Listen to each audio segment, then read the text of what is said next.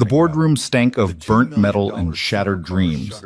A $2 million hypercar sat dead on stage, smoke pouring from its engine while 300 witnesses watched a CEO's career implode. "Fix this in 10 minutes and I'll marry you," she'd laughed, pointing at the janitor. Nobody was laughing now. The mechanic had done the impossible, and he wasn't finished. Follow my story to the end and comment the city you're watching from so I can see how far my story has reached.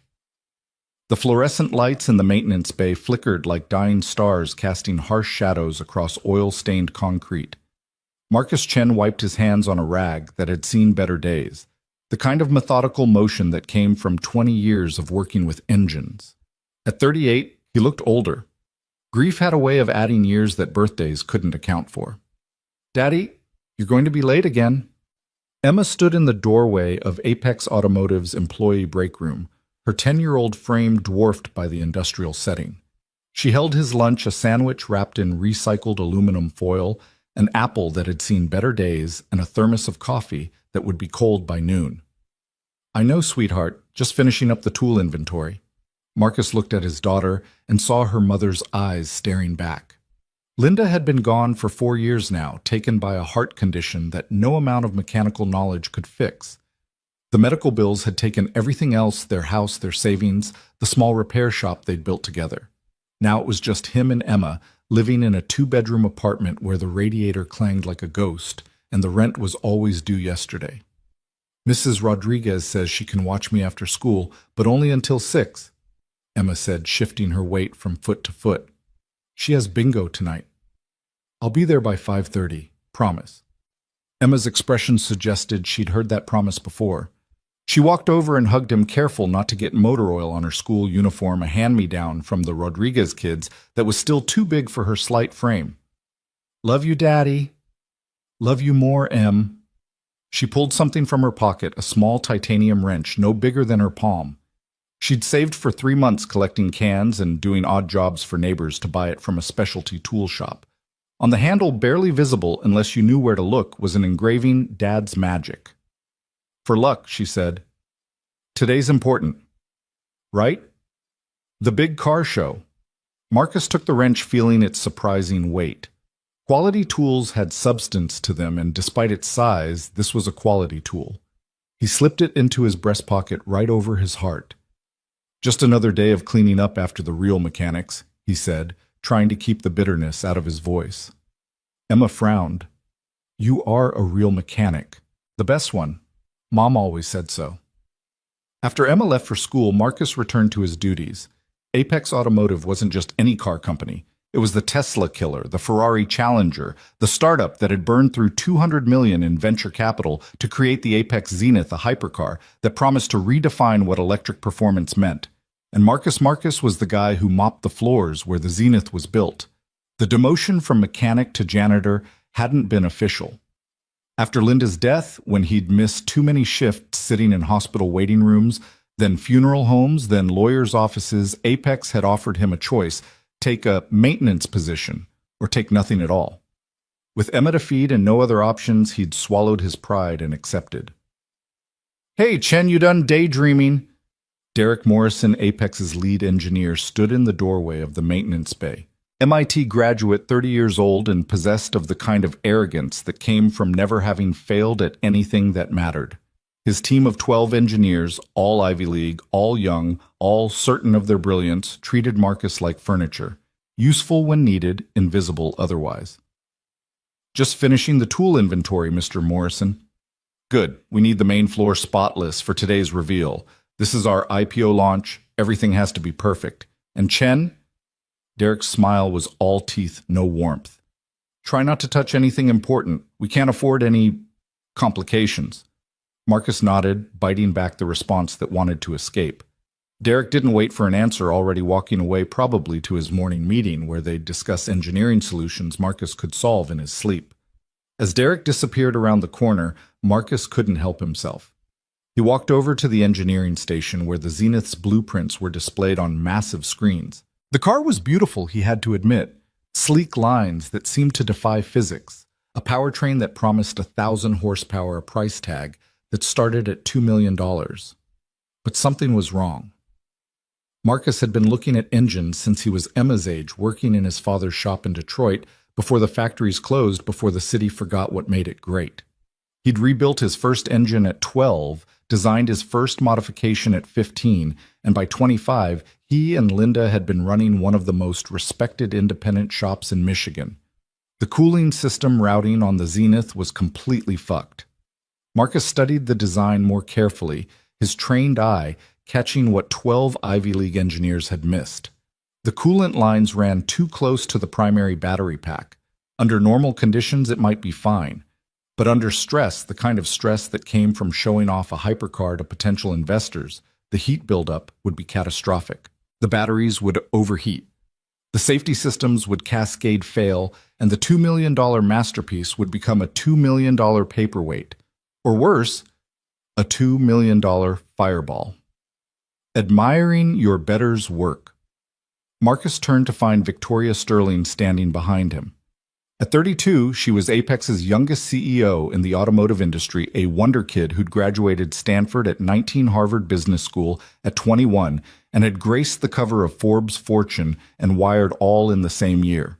She was brilliant, beautiful, and utterly ruthless. The kind of person who saw other humans as either useful tools or obstacles to be removed. Today she wore a crimson dress that probably cost more than Marcus made in a month. Her blonde hair pulled back in a style that managed to be both professional and somehow predatory. Her smile reminded Marcus of a shark's all-surface charm, hiding rows of teeth. Just checking if there's anything that needs cleaning, Ms. Sterling. Good. Know your place, Chen. Some of us build the future.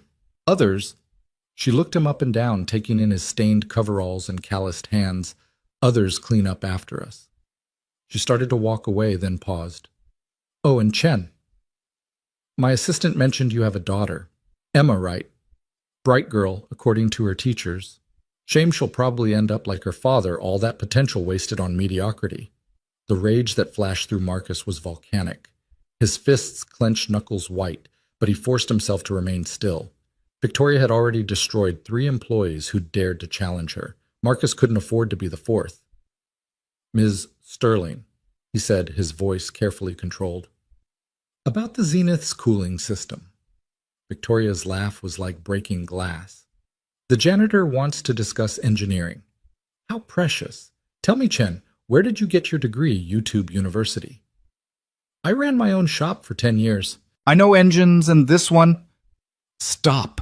Victoria's voice went from mocking to ice cold in an instant. You're embarrassing yourself.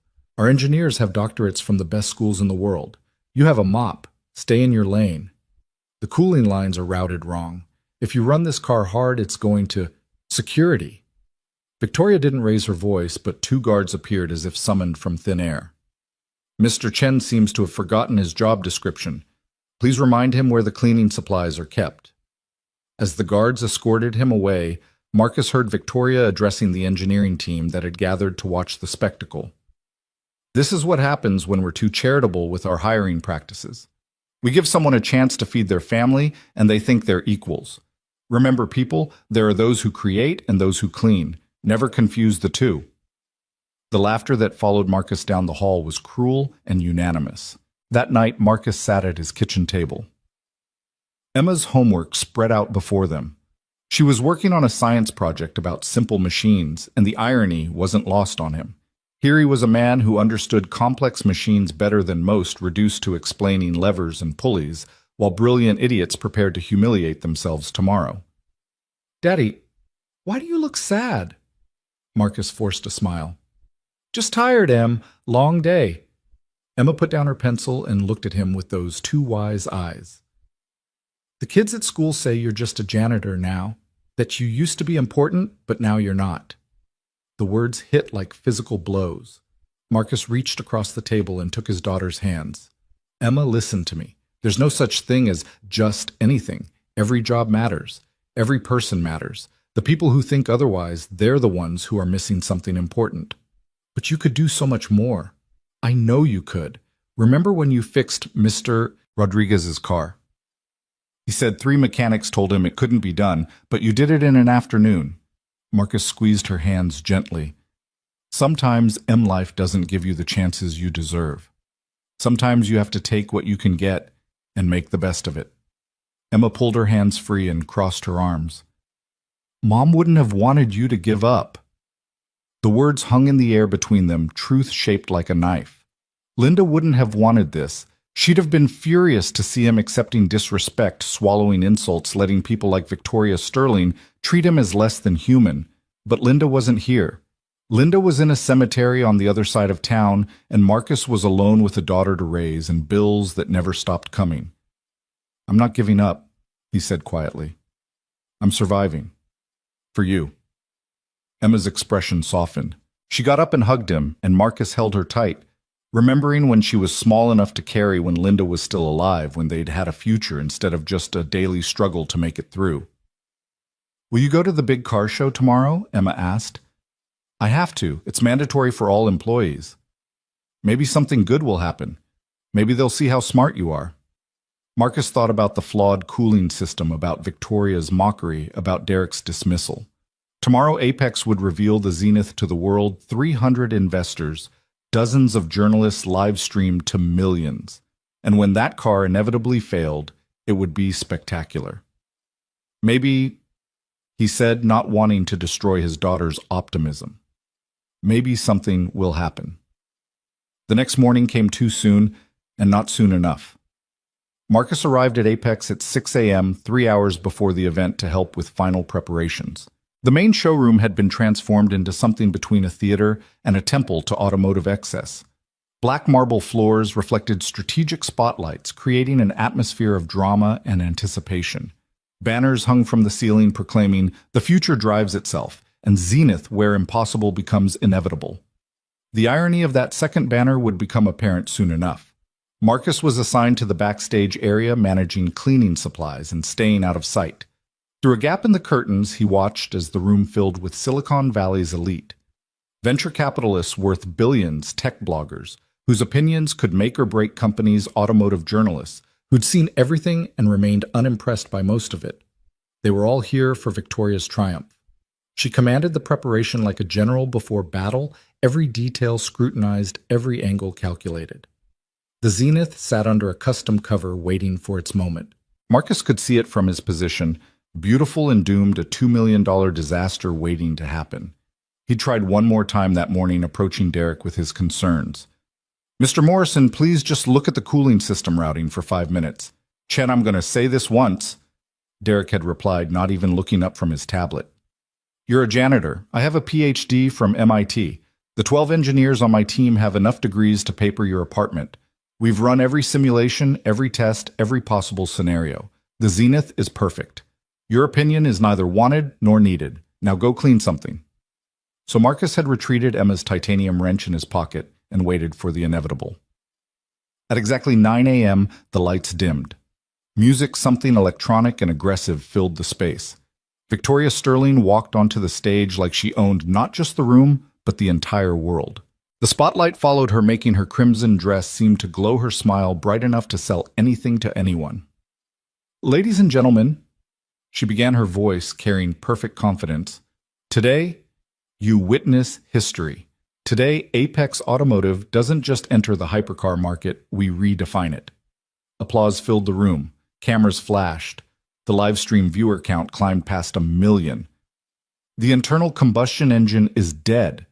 Victoria continued, pacing the stage with practiced precision. Tesla made electric mainstream. We make it magnificent.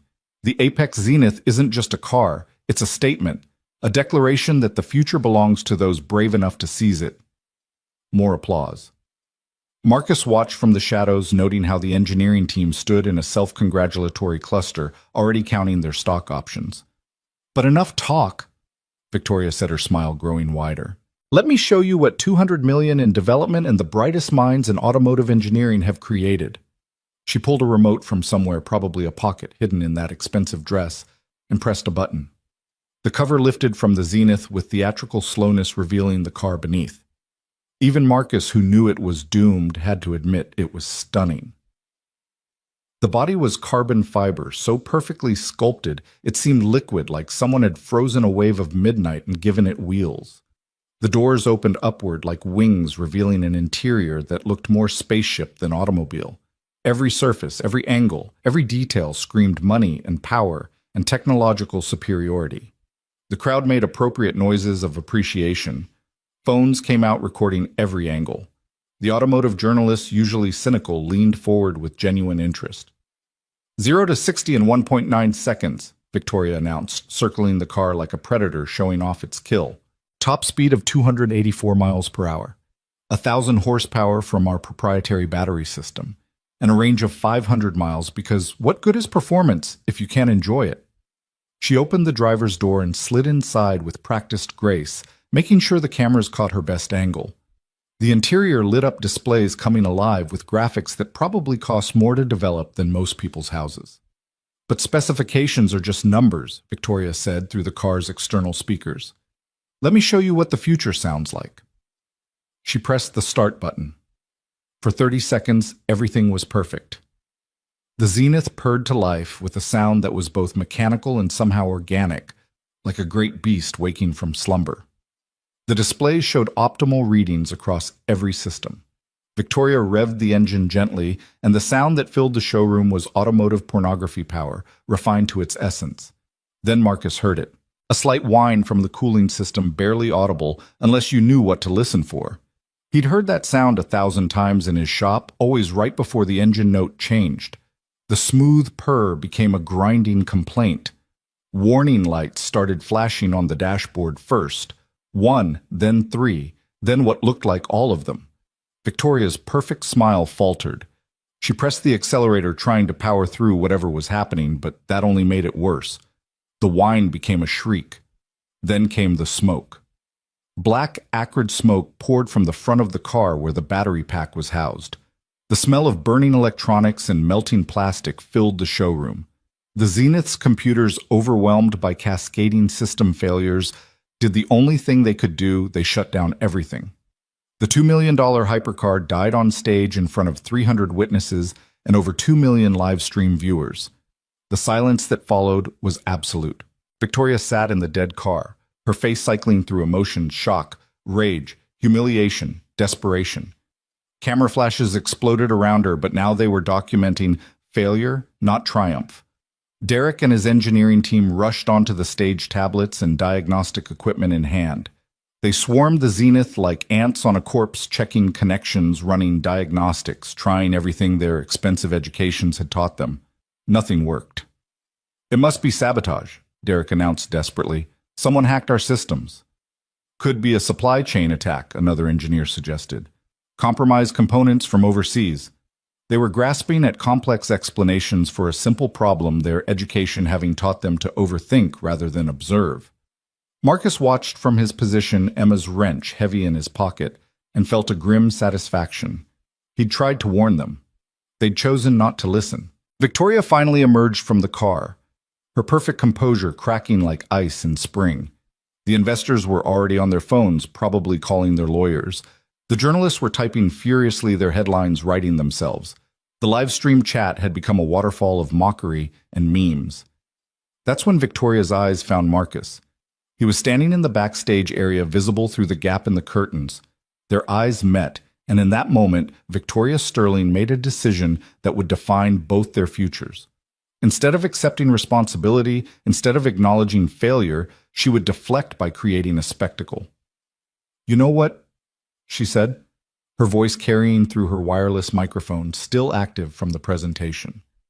"This is supposed to be the most advanced car ever built.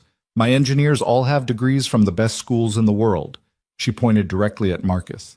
"If that maintenance worker over there, the one who cleans our toilets and empties our trash, if he can fix what our experts can't, I'll marry him on the spot."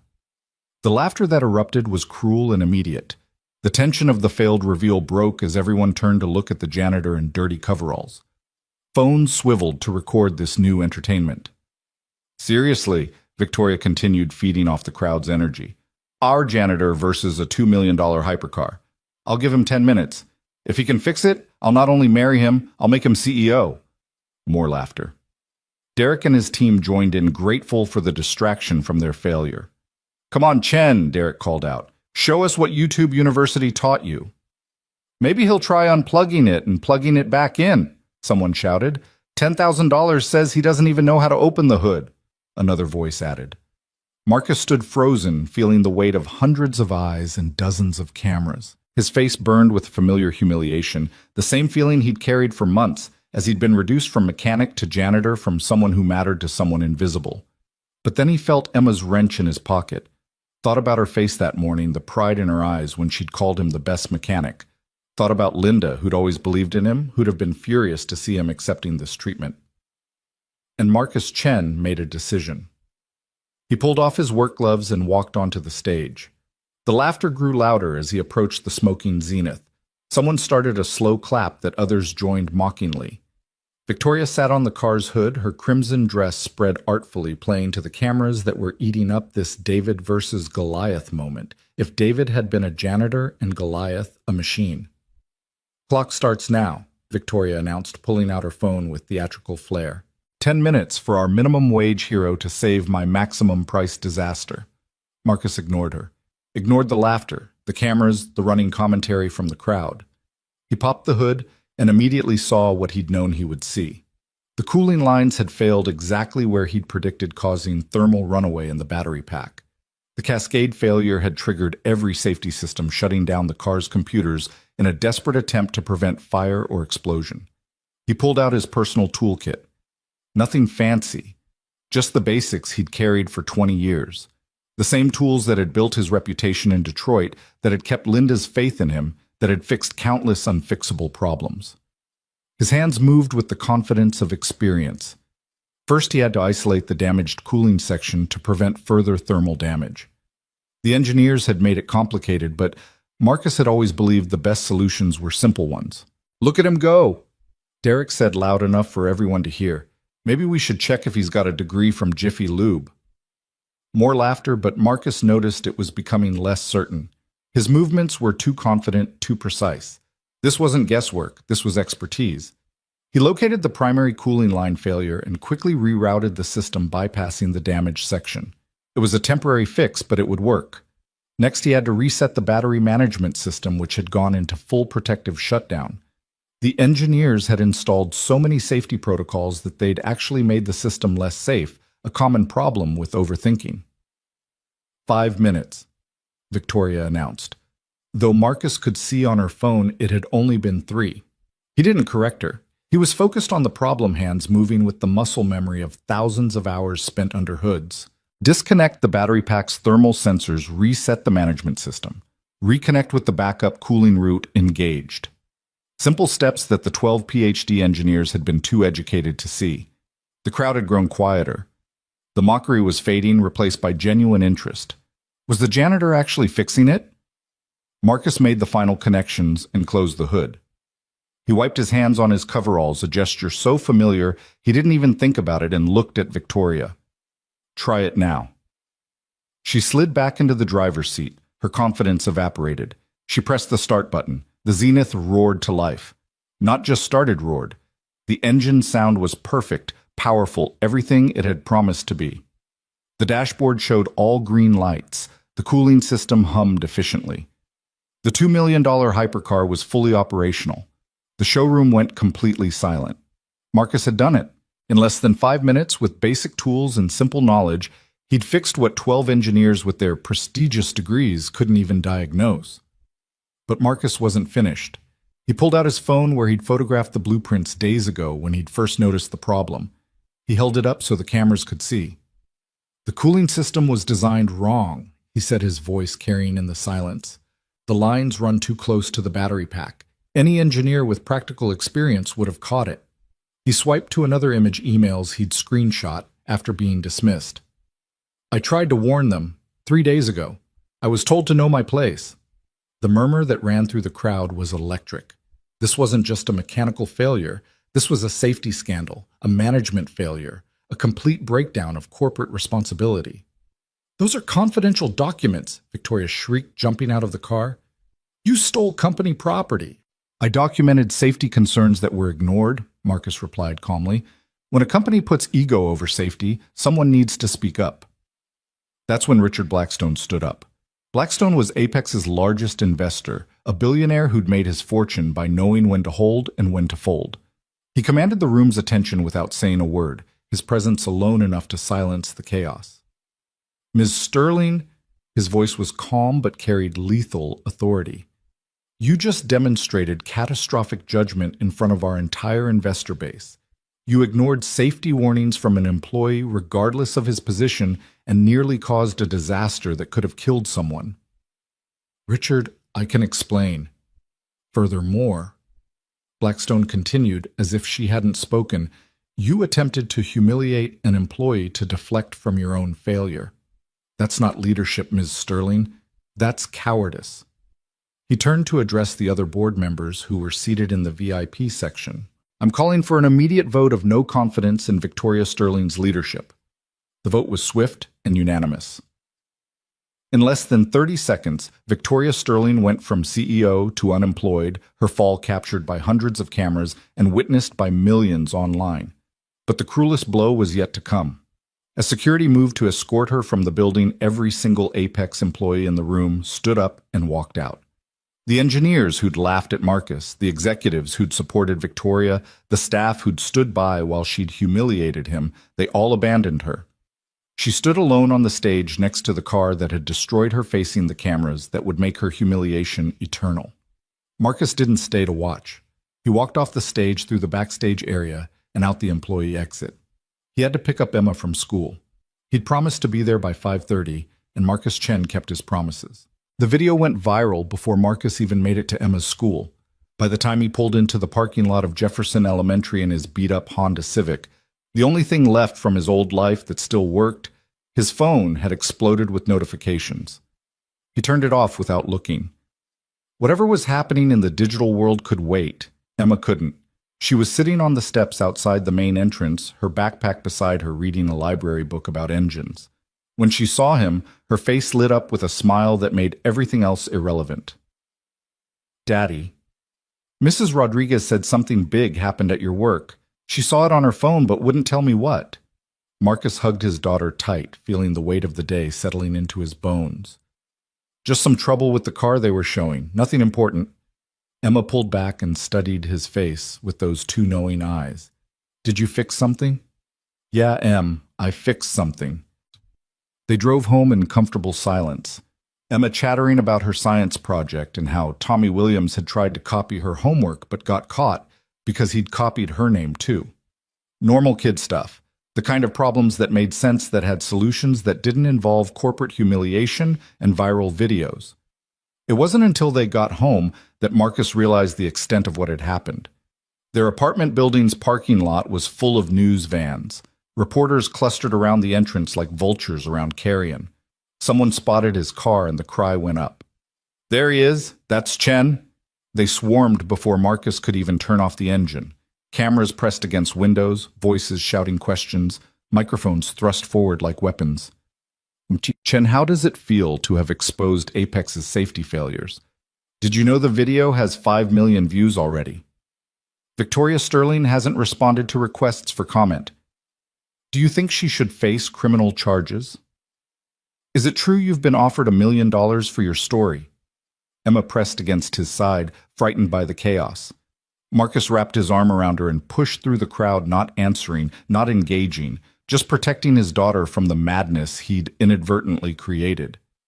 Mrs. Rodriguez was waiting by their apartment door, her phone in her hand, her expression somewhere between awe and concern.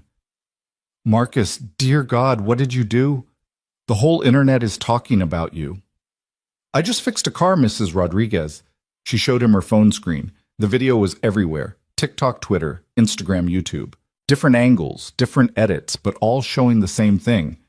Victoria Sterling mocking him fixing the car, her getting fired, and her standing alone as everyone abandoned her. The hashtags were brutal, hashtag janitor justice, hash CEO's janitor, massage my Mary. Him now, but tech bro. Tears. "Daddy," Emma whispered, "are you famous?" "No, sweetheart, just visible for a moment. It'll pass." But it didn't pass. By the next morning, Marcus Chen had become the most famous mechanic in America. His story was everywhere: the widowed father, the fallen entrepreneur, the genius reduced to janitorial work who'd exposed corporate incompetence with nothing but hand tools and courage. The apartment building was surrounded. Marcus couldn't leave without being mobbed. Emma couldn't go to school without reporters following. Their quiet life had exploded into chaos. The phone rang constantly. Movie producers, book publishers, documentary makers, all wanting his story. Job offers poured in from every major automotive company. Tesla's head of engineering left a personal voicemail. Ferrari sent a formal letter offering him a position in Maranello. But the call that changed everything came from Richard Blackstone himself. "Mr. Chen, I owe you an apology and a debt of gratitude. Would you be willing to meet? I have a proposal that might interest you." Marcus agreed, mostly because Blackstone had the power to call off the media circus. They met at a quiet restaurant in Palo Alto, the kind of place where billionaires made deals that shaped the world. Blackstone had reserved the entire establishment. "You saved my investment," Blackstone said without preamble. "If that car had failed after launch, if someone had been hurt, Apex would have faced lawsuits that would have destroyed the company. Your actions, however unintended, prevented a catastrophe. I just wanted them to listen about the safety issue. And they should have, which brings me to my proposal." Blackstone leaned forward. "I'm now Apex's interim chairman. We need a new CEO. Someone with practical knowledge, integrity, and the courage to speak truth to power. The job is yours if you want it." Marcus almost laughed. "Mr. Blackstone, I don't have an MBA. I don't have any degree. I'm a mechanic who barely finished high school." "You're a mechanic who saw what 12 PhDs missed. You're a man who risked humiliation to prevent danger to others. That's the kind of leadership Apex needs. The salary is $2 million per year plus stock options. Full benefits, company car, housing allowance. Your daughter could attend any school she wanted. You'd never have to worry about money again." $2 million a year. Marcus thought about the past 4 years, counting pennies, skipping meals so Emma could eat, wearing the same coveralls until they fell apart. The offer was everything he'd dreamed of when he lay awake at night wondering how he'd pay rent. "I need to think about it." "Of course. But Marcus, may I call you Marcus? There's something else you should know. Victoria Sterling hasn't given up. She's claiming you sabotaged the car yourself, that you created the problem so you could fix it. She's hired the best lawyers in Silicon Valley. She wants to destroy you." Marcus felt a chill run down his spine. He'd embarrassed one of the most powerful people in tech. Of course there would be consequences. "I have lawyers, too," Blackstone continued. "They'll protect you, but only if you're under Apex's corporate umbrella. As CEO, you'd be untouchable. As a private citizen, well, Victoria has resources and a grudge. Bad combination." That night, Marcus sat with Emma at their small kitchen table, the job offer letter between them. Emma read it with the seriousness of someone much older than 10. $2 million is a lot of money," she said quietly. "It would change our lives, Em. You could go to any school, have anything you wanted. We could buy a house, travel, never worry about money again." Emma was quiet for a long moment. Then she asked, "Would you be happy?" The question hit harder than any reporter's inquiry. Would he be happy running a company, wearing suits, sitting in board meetings, playing corporate politics? "I'd be successful." "That's not what I asked." Marcus looked at his daughter, this child who'd lost her mother too young, who'd watched her father diminished and dismissed, who still believed in him when no one else did. "What would Mom want?" Emma asked. And there it was. The question that cut through everything. Linda would want him to be true to himself. She'd want him to use his skills, yes, but not to become something he wasn't. "I think," Marcus said slowly, "Mom would want me to find another way." The next morning, he called Blackstone with a counter-proposal. "I don't want to be CEO, but I'll accept a position as Chief Safety Officer with real authority to stop production if there are concerns. I want to create a board of practical engineers, people who work with their hands, not just computers. And I want a fund established for workers' kids to get technical education." Blackstone was quiet for a moment. The salary for that position would be significantly less. Maybe $300,000. That's more than enough. "You're turning down $2 million. I'm choosing to stay who I am." The news of Marcus's decision created almost as much buzz as the original video. The mechanic who'd humiliated a CEO was turning down the CEO job himself. The hot takes came fast and furious. Chen shows corporate America what real integrity looks like. Forbes, the mechanic who said no to millions. Wall Street Journal, why Marcus Chen is the hero we need. Wired. But Victoria Sterling wasn't done. She appeared on a popular tech podcast 3 days after the incident, her first public statement since the humiliation. She'd transformed herself. Gone was the corporate power dresser. Instead, she wore simple clothes, minimal makeup, playing the victim perfectly. "What people don't understand," she said, her voice carefully modulated to sound vulnerable, "is that Marcus Chen had access to those cars for weeks. He could have created the problem himself. Think about it. A disgruntled employee treated badly, seeing a chance for revenge and fame." The interviewer pushed back. "But he tried to warn you about the problem. Did he? Or did he create a paper trail to cover his sabotage? I'm not saying he definitely did it, but isn't it convenient? He fixes a problem only he could see, becomes a hero, gets job offers from everyone. Meanwhile, my life is destroyed. You mocked him publicly, called him a janitor, said you'd marry him if he could fix it." Victoria's eyes actually teared up, a practiced move. "I was under incredible stress. The car had failed. My entire career was on the line. I made a poor joke, yes, but did I deserve to lose everything? To become a meme? To have death threats sent to my family?" The interview went viral too because the internet loved nothing more than a controversy with two sides. Team Marcus versus Team Victoria became an actual thing. Reddit threads exploded with theories. Twitter warriors chose sides. But the real world had bigger problems. The National Highway Traffic Safety Administration opened an investigation into Apex and the Zenith's design. The Securities and Exchange Commission started looking into whether Victoria had misled investors about the car's safety. What had started as a corporate embarrassment was becoming a legal nightmare. Marcus tried to stay out of it. He went to work. His new position came with an actual office and a salary that seemed impossible, and focused on reviewing every Apex design for safety issues. He found 14 major problems in the first week, all of which would have been caught by anyone with practical experience. Emma adjusted to their new life with the resilience of children. They moved to a better apartment, not fancy, but in a neighborhood where the schools were good and the streets were safe. She made friends who didn't know about the video, who just knew her as Emma Chen, the girl who was really good at science. But Victoria Sterling wasn't finished.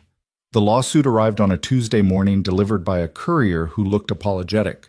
Victoria was suing Marcus for defamation, corporate espionage, theft of trade secrets, and intentional infliction of emotional distress. She was seeking $50 million in damages. "It's a scare tactic," Blackstone's lawyers assured him. "She has no case. You reported safety concerns through proper channels. Everything you did was legal and ethical." But legal battles weren't fought with tools Marcus understood. They were fought with words and procedures and billable hours. Victoria had hired Cromwell Ashford and Associates, the kind of law firm that had ended careers and destroyed companies. The deposition was scheduled for 3 weeks later. Marcus would have to sit in a room with Victoria and her lawyers answering questions under oath while they tried to trip him up to make him admit to something, anything, that would support their case. "Don't worry," his lawyer, a sharp woman named Jennifer Park, told him. "Tell the truth. That's all you have to do. The truth is on your side." But Marcus had learned that truth was a flexible concept in corporate America. It could be twisted, recontextualized, weaponized. And Victoria Sterling was a master at manipulation. The night before the deposition, Emma found him in the living room staring at the titanium wrench she'd given him. "Are you scared, Daddy?" "A little," he admitted. "Why, you didn't do anything wrong." "Sometimes that's not enough, Em. Sometimes people with power can make wrong look right, and right look wrong." Emma sat beside him, her small hand finding his. "Remember what you told me about everyone mattering? Every job being important?" "Yeah. You showed everyone that's true. You showed them that a mechanic could see what engineers couldn't. That's why she's really mad. Not because you embarrassed her, but because you proved her wrong about who matters." Marcus hugged his daughter, wondering when she'd become so wise. The deposition took place in a glass tower in downtown San Francisco, the kind of building that scraped the sky and looked down on the world below. Victoria's lawyers had chosen the location deliberately intimidating, imposing a reminder of the power they wielded. Marcus wore his only suit, the one he'd bought for Linda's funeral. It didn't quite fit anymore, but it was clean and pressed. Jennifer Park met him in the lobby. Remember short answers, yes or no when possible. Don't volunteer information. Don't get emotional. They want to rattle you. The conference room was all glass and chrome, with a view of the bay that probably cost more per square foot than Marcus's annual salary. Victoria was already there, flanked by 3 lawyers in suits that cost more than cars. She looked different. The corporate glamour was gone, replaced by something harder, sharper. Her eyes, when they met his, were full of cold fury. "State your name for the record," the lead lawyer, Harrison Cromwell, himself began. "Marcus Chen." "Mr. Chen, you were employed as a maintenance worker at Apex Automotive, correct?" "Yes. Your duties included cleaning, organizing tools, basic janitorial work." "Yes." "You had no official engineering role?" "No." "No responsibility for vehicle design or safety?" "No official responsibility." Cromwell smiled, the expression of a predator sensing weakness. "But you took it upon yourself to review confidential blueprints. They were displayed openly in the engineering bay. Did you have permission to study them?" "I didn't need permission to look at something in plain sight." "Mr. Chen, did you have the authority to assess vehicle designs?" Jennifer objected, but Cromwell pressed on. For 3 hours, he tried every angle, every approach, trying to get Marcus to admit he'd overstepped, that he'd violated company policy, that he'd acted out of revenge or jealousy or greed. Marcus answered simply, truthfully, without elaboration. Yes, he'd seen the blueprints. Yes, he'd identified a safety issue. Yes, he'd tried to report it. No, he hadn't sabotaged anything. No, he hadn't planned the confrontation. Then Victoria's lawyer played the video. Seeing it again in that sterile corporate room was surreal. There was Victoria proud and mocking. There was Marcus walking onto the stage. The fix, the revelation, the humiliation. "Mr. Chen," Cromwell said when it ended, "you seem very calm in this video for someone who was supposedly surprised." "I wasn't surprised the car failed. I knew it would." "So you were prepared?" "I was prepared to be proven right about the safety issue." "And you just happened to have the right tools." "I always carry basic tools." "How convenient," Jennifer objected again. The questioning continued, circling, probing, looking for weakness. But Marcus had spent years diagnosing problems, and he recognized what was happening. They had nothing. This was all theater designed to intimidate him into settling or backing down. Then Victoria herself spoke for the first time. "May I ask a question?" She addressed her lawyer, but her eyes never left Marcus. "Ms. Sterling, that's not typical protocol." "Just one question." Cromwell nodded. Victoria leaned forward. "Why did you really do it?" "Marcus, was it because I didn't recognize your genius? Because I treated you like what you were, a janitor? Or was it because your wife died and left you bitter at the world?" The room went silent. Even Victoria's lawyers looked uncomfortable. Jennifer Park started to object, but Marcus held up his hand. "My wife's death taught me something," he said quietly. "Life's too short to stay quiet when something's wrong. Too short to let bullies win. Too short to pretend that titles and degrees matter more than knowledge and integrity. You want to know why I did it? Because you were going to get someone killed with your arrogance, and I couldn't let that happen. Not for revenge, not for fame, because it was the right thing to do." Victoria's composure cracked. "You destroyed my life." "No.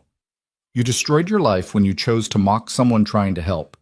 When you chose your ego over safety. When you chose to humiliate rather than listen. I just held up a mirror." "I'll ruin you," Victoria said, her voice low and venomous. "I'll spend every cent I have left making sure you never work again." "Miss Sterling," Cromwell warned, but the damage was done. The court reporter had captured every word. The threat was on record. Jennifer Park smiled. "I think we're done here." As they left the building, Jennifer was practically glowing. "She just handed us a countersuit for harassment and intimidation. That threat on record in front of witnesses. Her lawyers are probably having heart attacks right now. But Marcus wasn't thinking about lawsuits. He was thinking about Victoria's face, the raw hatred there. This wasn't over. She'd lost everything: her job, her reputation, her future, and she blamed him. People like Victoria Sterling didn't just accept defeat, they found ways to strike back. A week later, Marcus discovered what that meant. Emma came home from school crying. Someone had posted flyers around the school with Marcus's picture and the words, "This man destroyed a woman's career for trying to make a joke. Is your parent next?"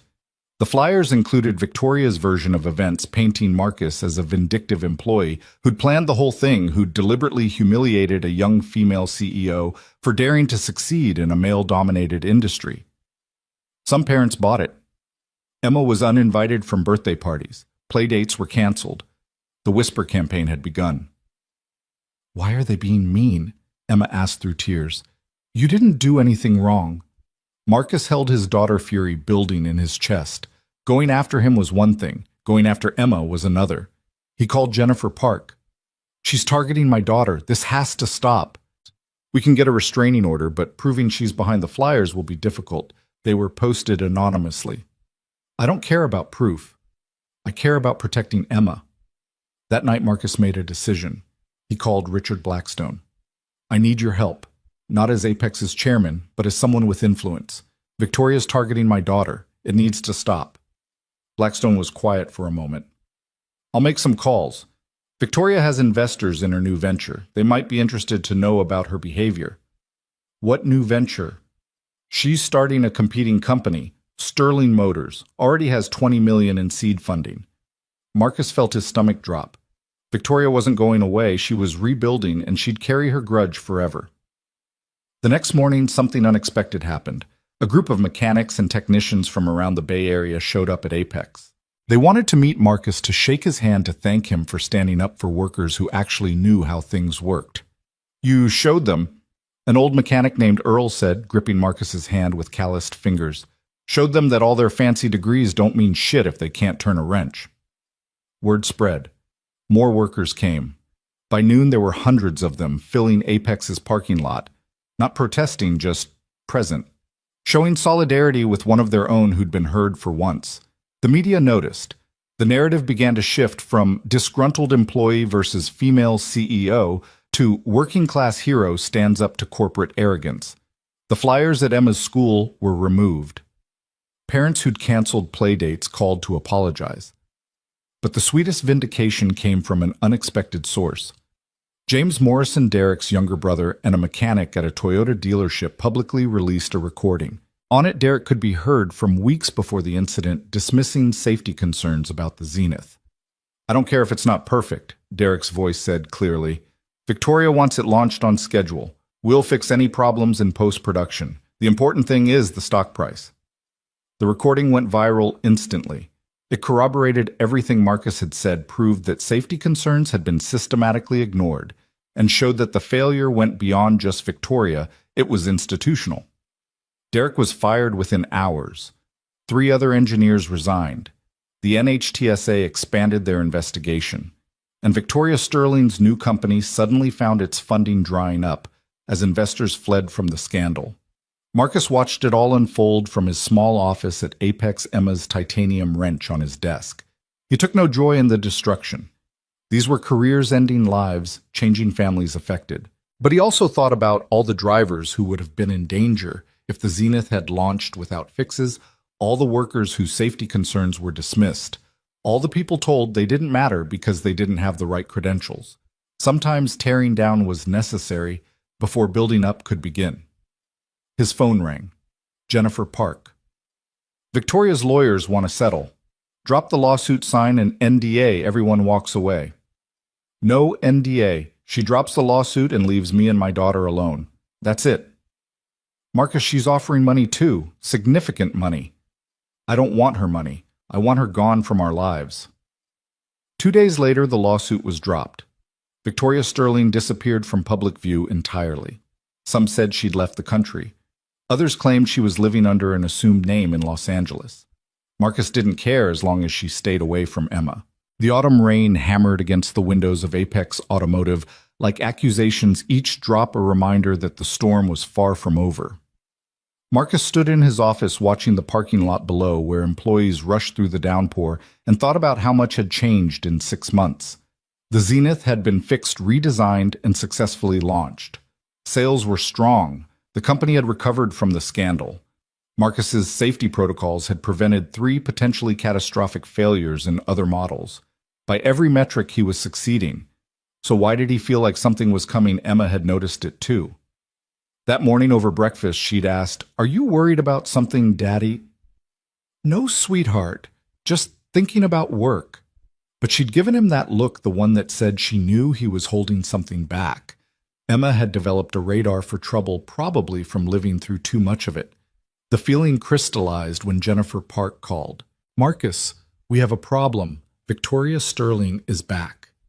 The words hit like ice water. "What do you mean back?" "She's been hired as a technical consultant for Meridian Automotive. They're Apex's biggest competitor. And Marcus, she's leading their new hypercar project, the one designed to compete directly with the Zenith." Marcus sat down slowly. Meridian Automotive had deep pockets and a reputation for playing dirty. If Victoria was there, she wasn't just back, she was armed. "There's more," Jennifer continued. "She's been recruiting. 3 of Apex's engineers have already jumped ship. She's offering double salaries and promising them recognition for their work, the exact opposite of how she treated people before. She's learned. That's what worries me. A humiliated Victoria Sterling was dangerous. A Victoria Sterling who's learned from her mistakes, that's terrifying." That afternoon, Richard Blackstone called an emergency board meeting. The conference room was tense, filled with executives who'd thought the Victoria problem was behind them. "She's not just working for Meridian," Blackstone announced. "Our intelligence suggests she's been given complete autonomy over their hypercar division, unlimited budget, and she's filing patents at an alarming rate." "Patents for what?" someone asked. "Technologies that sound suspiciously similar to what we're developing. Either she's parallel developing, which is unlikely, or we have a mole," Marcus finished. The room went silent. Corporate espionage was serious. It meant lawyers' investigations and paranoia that could tear a company apart from the inside. "I want a full security review," Blackstone ordered. "Check everyone with access to sensitive information. Meanwhile, we accelerate our own development. We can't let Meridian beat us to market." After the meeting, Marcus returned to his office to find someone waiting for him. Derek Morrison, the former lead engineer who'd been fired after the recording surfaced. He looked terrible, unshaven, hollow-eyed, wearing a wrinkled suit that had seen better days. "We need to talk," Derek said. "Security is one button away, Derek." "I'm not here to cause trouble. I'm here to warn you. Victoria approached me last month, offered me a job at Meridian." Marcus studied him carefully. "And I turned her down, but she said something you need to know. She said the Zenith failure wasn't the end of her plan, it was the beginning. That getting fired was actually better than staying CEO because now she could do what she really wanted without board oversight." "What does she really want?" Derek laughed bitterly. "To destroy you, obviously, but more than that, to prove that she was right all along, that credentials and connections matter more than practical knowledge. She's building something at Meridian, Marcus. Something designed specifically to humiliate Apex and you personally. Why are you telling me this?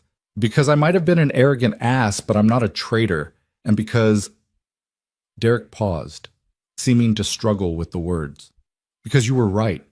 About the safety issues, about the importance of practical experience.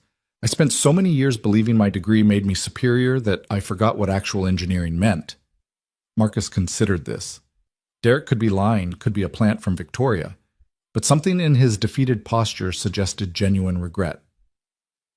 "What do you know about her project?"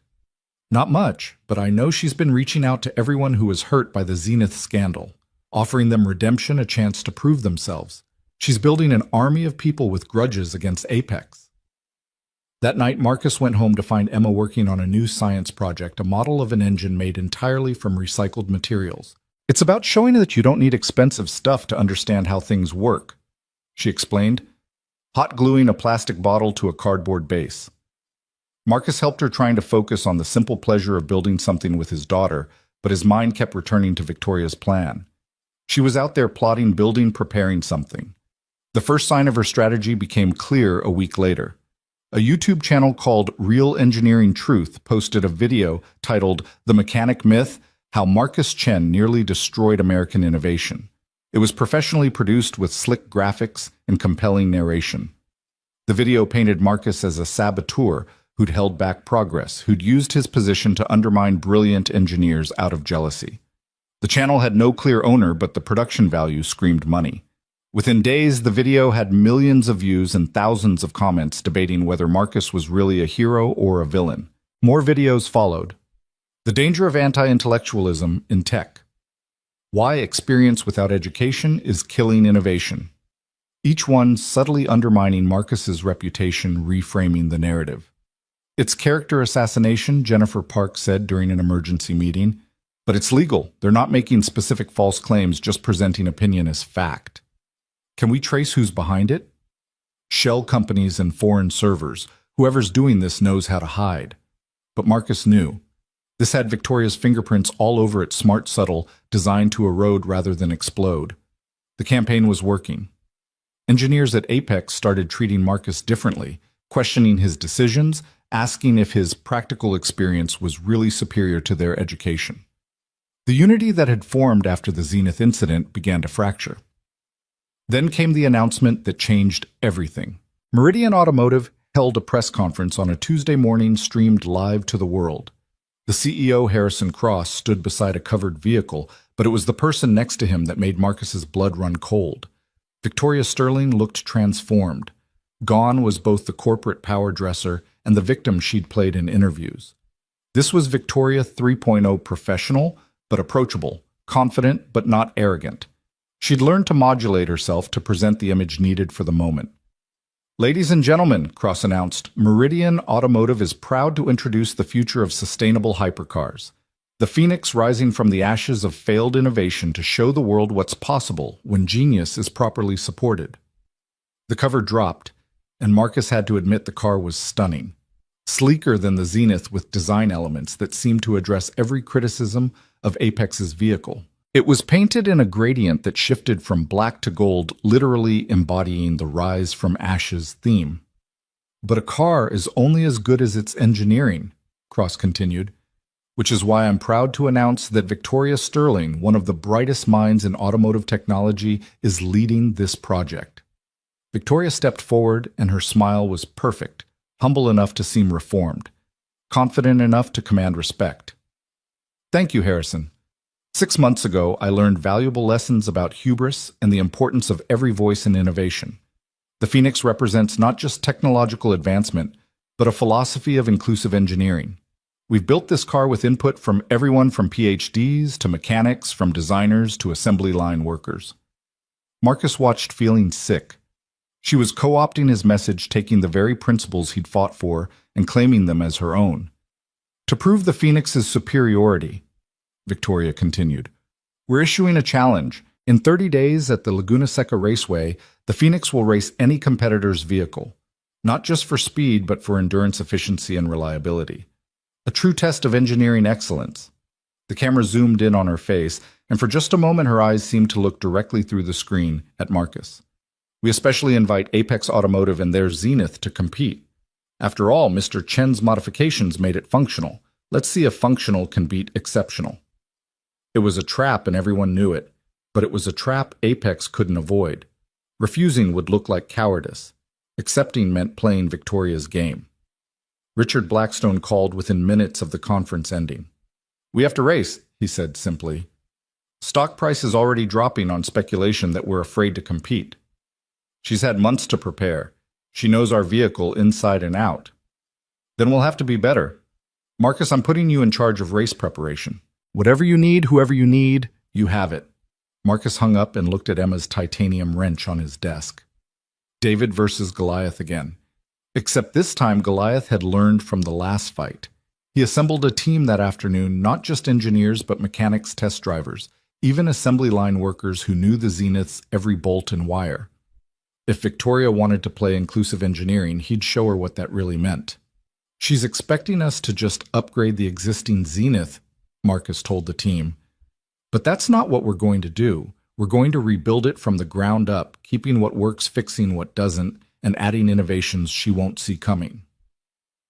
An eager young engineer named Sarah Kim raised her hand. What kind of innovations? The kind that come from actually listening to drivers, not just computers. Sarah, I want you to spend 3 days with our test drivers. Don't read reports, ride with them. Feel what they feel. Understand what the data doesn't show. He turned to Tony Martinez, a mechanic with 30 years' experience. Tony, you've been complaining about the brake cooling system since day one. Show us what you do differently. You serious? Tony asked, surprised. You want my input on $1 million car? I want your input because you fix more brake failures than anyone in this room has simulated. Real experience matters. The team worked 18-hour days. Marcus barely saw Emma coming home after she was asleep, leaving before she woke. The guilt ate at him, but he told himself it was temporary just until the race. Emma understood in her way. She left him notes on his pillow. You've got this, Daddy. Show them what fixing really means. Mom would be proud. 2 weeks into preparation, they had their first breakthrough. Sarah Kim, after riding with test drivers, identified a steering response lag that was imperceptible in data but frustrating in practice. The fix was simple, a software adjustment that cost nothing but improved handling dramatically. Tony's brake cooling redesign added 20% more efficiency with parts that actually cost less than the original design. Simple is better, he said with a shrug. Always has been. But for every breakthrough there were setbacks. Parts that should have been delivered on time were mysteriously delayed. Test data was leaked online before they could implement changes. It was clear they had a spy, but finding them would take time they didn't have. Marcus decided on a different approach. During a team meeting, he announced false plans loudly enough to be overheard, then implemented the real improvements in secret working with a small trusted circle after hours. It was exhausting paranoid work, but necessary. A week before the race disaster struck, the Zenith's new engine management system, the heart of their improvements, crashed during a test run. The car died at 180 miles per hour on the test track. The driver walked away, but the car was damaged, and worse, they couldn't figure out what had caused the failure. It's like the code just corrupted itself, Sarah Kim reported, exhausted after 12 hours of debugging. This doesn't make sense. It was perfect yesterday. Marcus studied the code, though programming wasn't his expertise. Something about the failure pattern seemed familiar, intentional even. Then he saw at a tiny subroutine buried deep in the code, something that would only activate under specific race conditions. It's sabotage, he said quietly. Someone inserted a kill switch. The room erupted in angry voices, accusations, paranoia. Trust completely shattered. Everyone looked at everyone else with suspicion. Stop, Marcus commanded. This is what she wants. Us turning on each other, falling apart. We don't have time for a witch hunt. Sarah, can you remove the malicious code? Yes, but if there's one, there might be others. Then we go analog. Marcus made a decision that would have horrified most modern engineers. Strip out every non-essential electronic system. Replace computer controls with mechanical ones where possible. Make this car unhackable. That's insane, someone protested. We'll lose efficiency, telemetry, half our advantages. We'll lose the race if the car dies on the track. I'd rather finish driving a go-kart than not finish in a spaceship. They worked around the clock for 3 days, essentially rebuilding half the car. Marcus's hands were cut and bleeding from the work, his back screaming from hours bent over the engine. But piece by piece, they created something unique, a hypercar that combined cutting-edge technology with old-school reliability. The night before they had to leave for Laguna Seca, Marcus finally made it home before Emma's bedtime. She was waiting for him, her science project complete. I won first place, she said quietly. The judges said it showed true innovation, making something amazing from simple parts. Marcus hugged her, tears threatening. He'd missed her presentation, missed her victory, missed another moment he couldn't get back. I'm sorry I wasn't there. It's okay, Daddy. You were building something amazing from simple parts, too. They sat together on the couch, Emma curled against his side, and Marcus told her about the race, about Victoria's challenge, about what it meant. Are you going to win? She asked. I don't know. She's smart, she's prepared, and she wants to win more than anything. But you have something she doesn't. What's that? Emma pulled out the titanium wrench, the one she'd given him that had become famous. You fix things because it's right, not because you want to beat someone. That's your real superpower.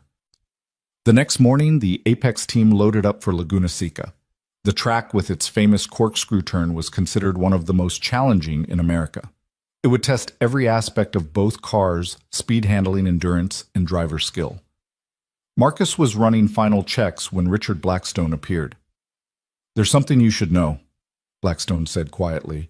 "Our investigators found the mole. It was James Morrison Derrick's brother, the one whose recording helped vindicate you." Marcus felt like he'd been punched. What? Victoria got to him months ago, promised to restore his brother's reputation if he helped her. He's been feeding her information from the beginning. The betrayal stung more than Marcus expected. James had seemed like an ally, someone else from the working class standing up to corporate arrogance. But everyone had a price, apparently. "Have him arrested." "No, let him go. We've already won by discovering him. Besides," Marcus looked at their rebuilt Zenith. "She's been preparing for the wrong car. Let her be surprised." The Laguna Seca paddock was a circus. Media from around the world, influencers live streaming tech billionaires placing informal bets. The narrative was irresistible. The rematch between Marcus Chen and Victoria Sterling played out through million-dollar machines. Victoria arrived like a queen returning from exile. Her team wore matching black and gold uniforms, moving with military precision. The Phoenix was even more impressive in person, seeming to absorb light and reflect it back as heat. She found Marcus during the driver's meeting, approaching with that new measured confidence. "Marcus, good to see you again." "Victoria, I want you to know," she said loud enough for nearby reporters to hear, "that whatever happened before this is just about proving which team built the better car. No hard feelings." It was a performance, and they both knew it. But Marcus played along, shaking her offered hand while cameras clicked around them. "May the best car win," he said. Victoria's smile was sharp. "Oh, it will." The race format was complex, not just a simple speed contest, but a series of challenges. Speed laps, of course, but also endurance runs, efficiency tests, obstacle avoidance, and even a maintenance challenge where teams had to perform repairs and modifications under time pressure. "It's designed to find the complete car," the race director explained. "Speed means nothing if you can't last. Efficiency means nothing if you can't perform." Marcus noticed Victoria's slight smile at the maintenance challenge. She'd added that specifically for him, thinking it would be their advantage. She didn't know about Tony and the team of mechanics he'd assembled, people who could strip and rebuild an engine blindfolded. The first event was pure speed, 5 flying laps, fastest average time wins. The Phoenix went first, and it was spectacular. Victoria's driver, a former F1 racer named Alessandro Voss, pushed the car to its limits. The sound it made was unlike anything, not the roar of combustion or the whine of standard electric, but something altogether new, a harmony of power that seemed almost organic. Lap times appeared on the board: 1:23.7, 1:23.5, 1:23.6, 1:23.4, 1:23.5. Average 1:23.54. The crowd erupted. Those were professional race car times from a street-legal hypercar. Marcus turned to their driver, Amy Nakamura, a relatively unknown racer who'd been chosen not for her fame, but for her ability to feel a car's limits without computer assistance. "Their car is faster," Amy said simply, "but it's nervous. Did you see the corrections Voss was making in turn 6? The car wants to go faster than it can handle." "Can we beat their time?" "Not in pure speed, but I don't think pure speed is what wins this race." Amy was right. The Zenith's times were good, but not quite as good. 1:24.2 average. They lost the first event, and Victoria's smile was visible from across the paddock. The second event was endurance, 50 laps at racing pace points deducted for every pit stop needed. This was where the Phoenix's advanced technology should dominate. For the first 20 laps, it did. The Phoenix maintained incredible pace while the Zenith seemed to labor. But then Marcus noticed something: the Phoenix's lap times were gradually increasing. Not much, maybe a tenth of a second per lap, but consistently. "Thermal management," Tony observed, watching the telemetry. "All that advanced tech generates heat. They're having to dial back to prevent overheating." Meanwhile, the Zenith's simplified systems ran cool and consistent. Amy maintained the same pace lap after lap, the mechanical reliability Marcus had insisted on paying dividends. By lap 35, the Phoenix needed a pit stop, not for failure, but for cooling system adjustment. It only took 2 minutes, but in racing, 2 minutes was an eternity. The Zenith completed all 50 laps without stopping. Event 2 went to apex. The competition continued through the day.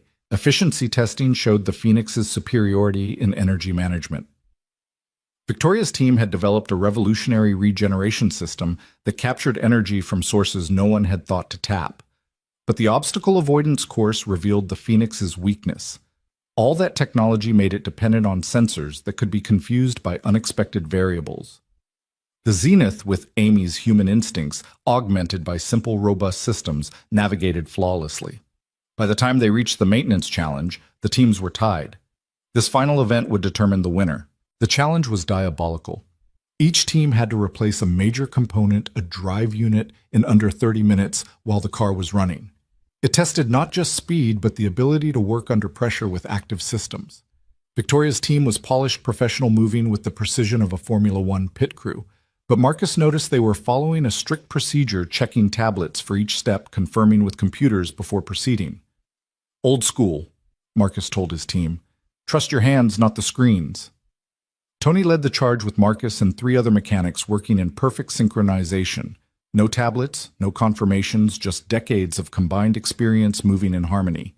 They could feel when bolts were properly torqued, hear when connections were secure, know from touch when everything was right. 23 minutes for Apex, 27 for Meridian. The crowd was stunned. The mechanics, the low-tech team, had beaten the engineers at their own game. The victory at Laguna Seca should have been the end of it. Marcus's team had won 3 events to 2, proving that practical experience combined with smart engineering could beat pure technological superiority. The automotive press called it David's revenge, and Apex's stock price soared while Meridian stumbled. But Victoria Sterling didn't accept defeat. She never had. The call came at 2 a.m. 3 days after the race. Marcus was finally sleeping well for the first time in months when his phone rang. The number was blocked, but somehow he knew who it would be. "Congratulations." Victoria's voice was calm, almost pleasant. "You won fair and square." Marcus sat up, instantly alert. "What do you want, Victoria?" "To offer you a job, actually. Meridian needs someone with your skills. $5 million a year, full autonomy, and you can bring your whole team. Even your daughter would be set for life." "Not interested." "You haven't heard the alternative." The pleasant tone vanished, replaced by something cold and sharp. "I've been doing research, Marcus. Deep research. About your wife's death. About the hospital that treated her. About the experimental treatment that was available but wasn't offered to someone of your economic status." Marcus's blood turned to ice. "What are you talking about?" Stanford Medical had a trial program for her specific condition, 90% success rate. But it was expensive experimental, not covered by insurance. They never even told you it existed, did they? The phone trembled in Marcus's hand. He'd always wondered if there had been something more, some treatment they'd missed. But he'd trusted the doctors believed them when they said they'd done everything possible. "You're lying." "Check your email." Against his better judgment, Marcus opened his email. There it was, documents from Stanford Medical's trial program dated 3 months before Linda's death. Eligibility criteria that Linda met perfectly. Success stories from patients with her exact condition. "They chose not to tell you because they knew you couldn't afford it," Victoria continued. $200,000 would have saved her life. But you were just a mechanic with a small shop, not worth the effort. Marcus couldn't breathe. The room spun around him. $200,000. He could have borrowed it, sold everything, found a way. If only he'd known. "Why are you telling me this?" "Because I want you to understand something. The system that let your wife die. That's the same system you're protecting by staying at Apex. The hierarchy that values money over merit, connections over compassion. You think you're fighting it, but you're just another cog in the machine. You're part of that system too." "I was. But I've learned something. The system can't be reformed from within. It has to be destroyed and rebuilt. That's what I'm really doing at Meridian. Not just building cars, but creating a new model. One where talent is recognized regardless of background. Marcus wanted to hang up, but the documents on his screen held him paralyzed. Page after page of evidence that Linda could have been saved. "Join me," Victoria said. "Together we can tear down the old guard and build something better. Or stay at Apex knowing that you're working for the same kind of people who let your wife die. You humiliated me, tried to destroy me. And I apologize for that. I was wrong. I was everything I claimed to hate, arrogant, dismissive, cruel. But failure taught me what success never could. I've changed Marcus. Let me prove it." The line went dead. Marcus didn't sleep the rest of the night. He read every document, researched every claim. It was all true. Stanford Medical had run the program. Linda had qualified. The only barrier had been money and the hospital's decision not to inform them of the option. When Emma woke up for school, she found him still at his laptop. Eyes red, hands shaking. "Daddy, what's wrong?" How could he tell her? How could he explain that her mother might have lived if they'd had money, if the system had been fair, if someone had just told them the truth? "Just work stuff, sweetheart. Get ready for school." But Emma knew him too well. She wrapped her arms around him from behind her chin on his shoulder. "Whatever it is, we'll fix it together. That's what Mom would say." After Emma left for school, Marcus called in sick to work the first time since starting at Apex. He drove to the cemetery where Linda was buried, needing to be near her, needing to somehow apologize for not knowing, not fighting harder, not being enough. He sat by her headstone for hours, talking to her the way he had in the early days after her death. "I could have saved you," he whispered. "If I'd just known, if I'd just pushed harder, asked more questions, you'd still be here. Emma would have her mother." The guilt was crushing absolute. Every success he'd had since her death felt hollow. He'd fixed a car, exposed some corporate corruption, won a race. But he'd failed at the only thing that really mattered, protecting his family. His phone buzzed. Jennifer Park. "Marcus, where are you?" "Richard Blackstone is looking for you. There's an emergency board meeting." "I'm not coming in today." "Marcus, this is serious. Someone leaked proprietary information to Meridian. They're accusing you." The accusation cut through his grief, replacing it with anger. "What?" "Security footage shows you accessing files you shouldn't have been looking at 2 nights ago. Files that ended up in Meridian's patent applications this morning." Marcus remembered he'd been researching the Phoenix's technology, trying to understand their innovations. But he'd used his own access codes, followed all protocols. "I didn't leak anything." "I believe you, but the board needs answers. If you don't show up, it looks like guilt." Marcus looked at Linda's headstone one more time. "I'll be there in an hour." The boardroom at Apex felt like a tribunal. 12 board members sat in judgment, with Richard Blackstone at the head, looking disappointed rather than angry, which was somehow worse. "Marcus," Blackstone began, "we have evidence that files you accessed were transmitted to Meridian servers within hours. Your access codes, your computer, your digital fingerprint." "Someone cloned my access," Marcus said, "or hacked my computer. This is Victoria's doing." "Victoria Sterling." Board member Harrison Webb laughed. "You're obsessed with that woman. First you humiliate her, now you blame her for everything. Maybe she was right about you. Maybe you did sabotage the Zenith originally." "That's ridiculous." "Is it?" Webb continued. "You had means, motive, and opportunity. You knew the car would fail because you made it fail. Then you played hero to advance your career." Other board members were nodding, doubt creeping across their faces. The narrative was shifting, history being rewritten in real time. "I've given everything to this company," Marcus said quietly. "I've worked 18-hour days, missed time with my daughter bled for Apex's success." "No one's questioning your dedication," Blackstone said carefully, "but we need to investigate. Until we can clear this up, you're suspended. With pay," he added, as if that made it better. Marcus stood slowly, feeling the weight of every gaze in the room. These people who'd praised him, who'd called him a hero, were now looking at him like a criminal. "You want to know what Victoria told me last night?" Marcus asked. "She offered me $5 million to join Meridian. I turned her down. Does that sound like someone who's secretly working for her?" "She called you?" Blackstone's eyes sharpened. "You've been in contact with her." Marcus realized his mistake immediately. Now it looked like he'd been negotiating with the enemy. "She called me. I didn't. I think you should go, Blackstone said. We'll contact you when the investigation is complete. Marcus left the building in a daze. In the parking lot, reporters were already gathering. Someone had leaked the suspension, probably to damage Apex's stock price. Mr. Chen, is it true you've been accused of corporate espionage? Did you sabotage the original Zenith launch? Are you secretly working for Victoria Sterling?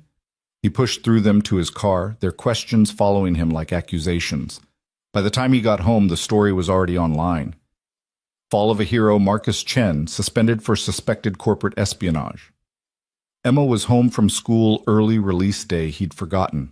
She was watching the news on her tablet, tears streaming down her face.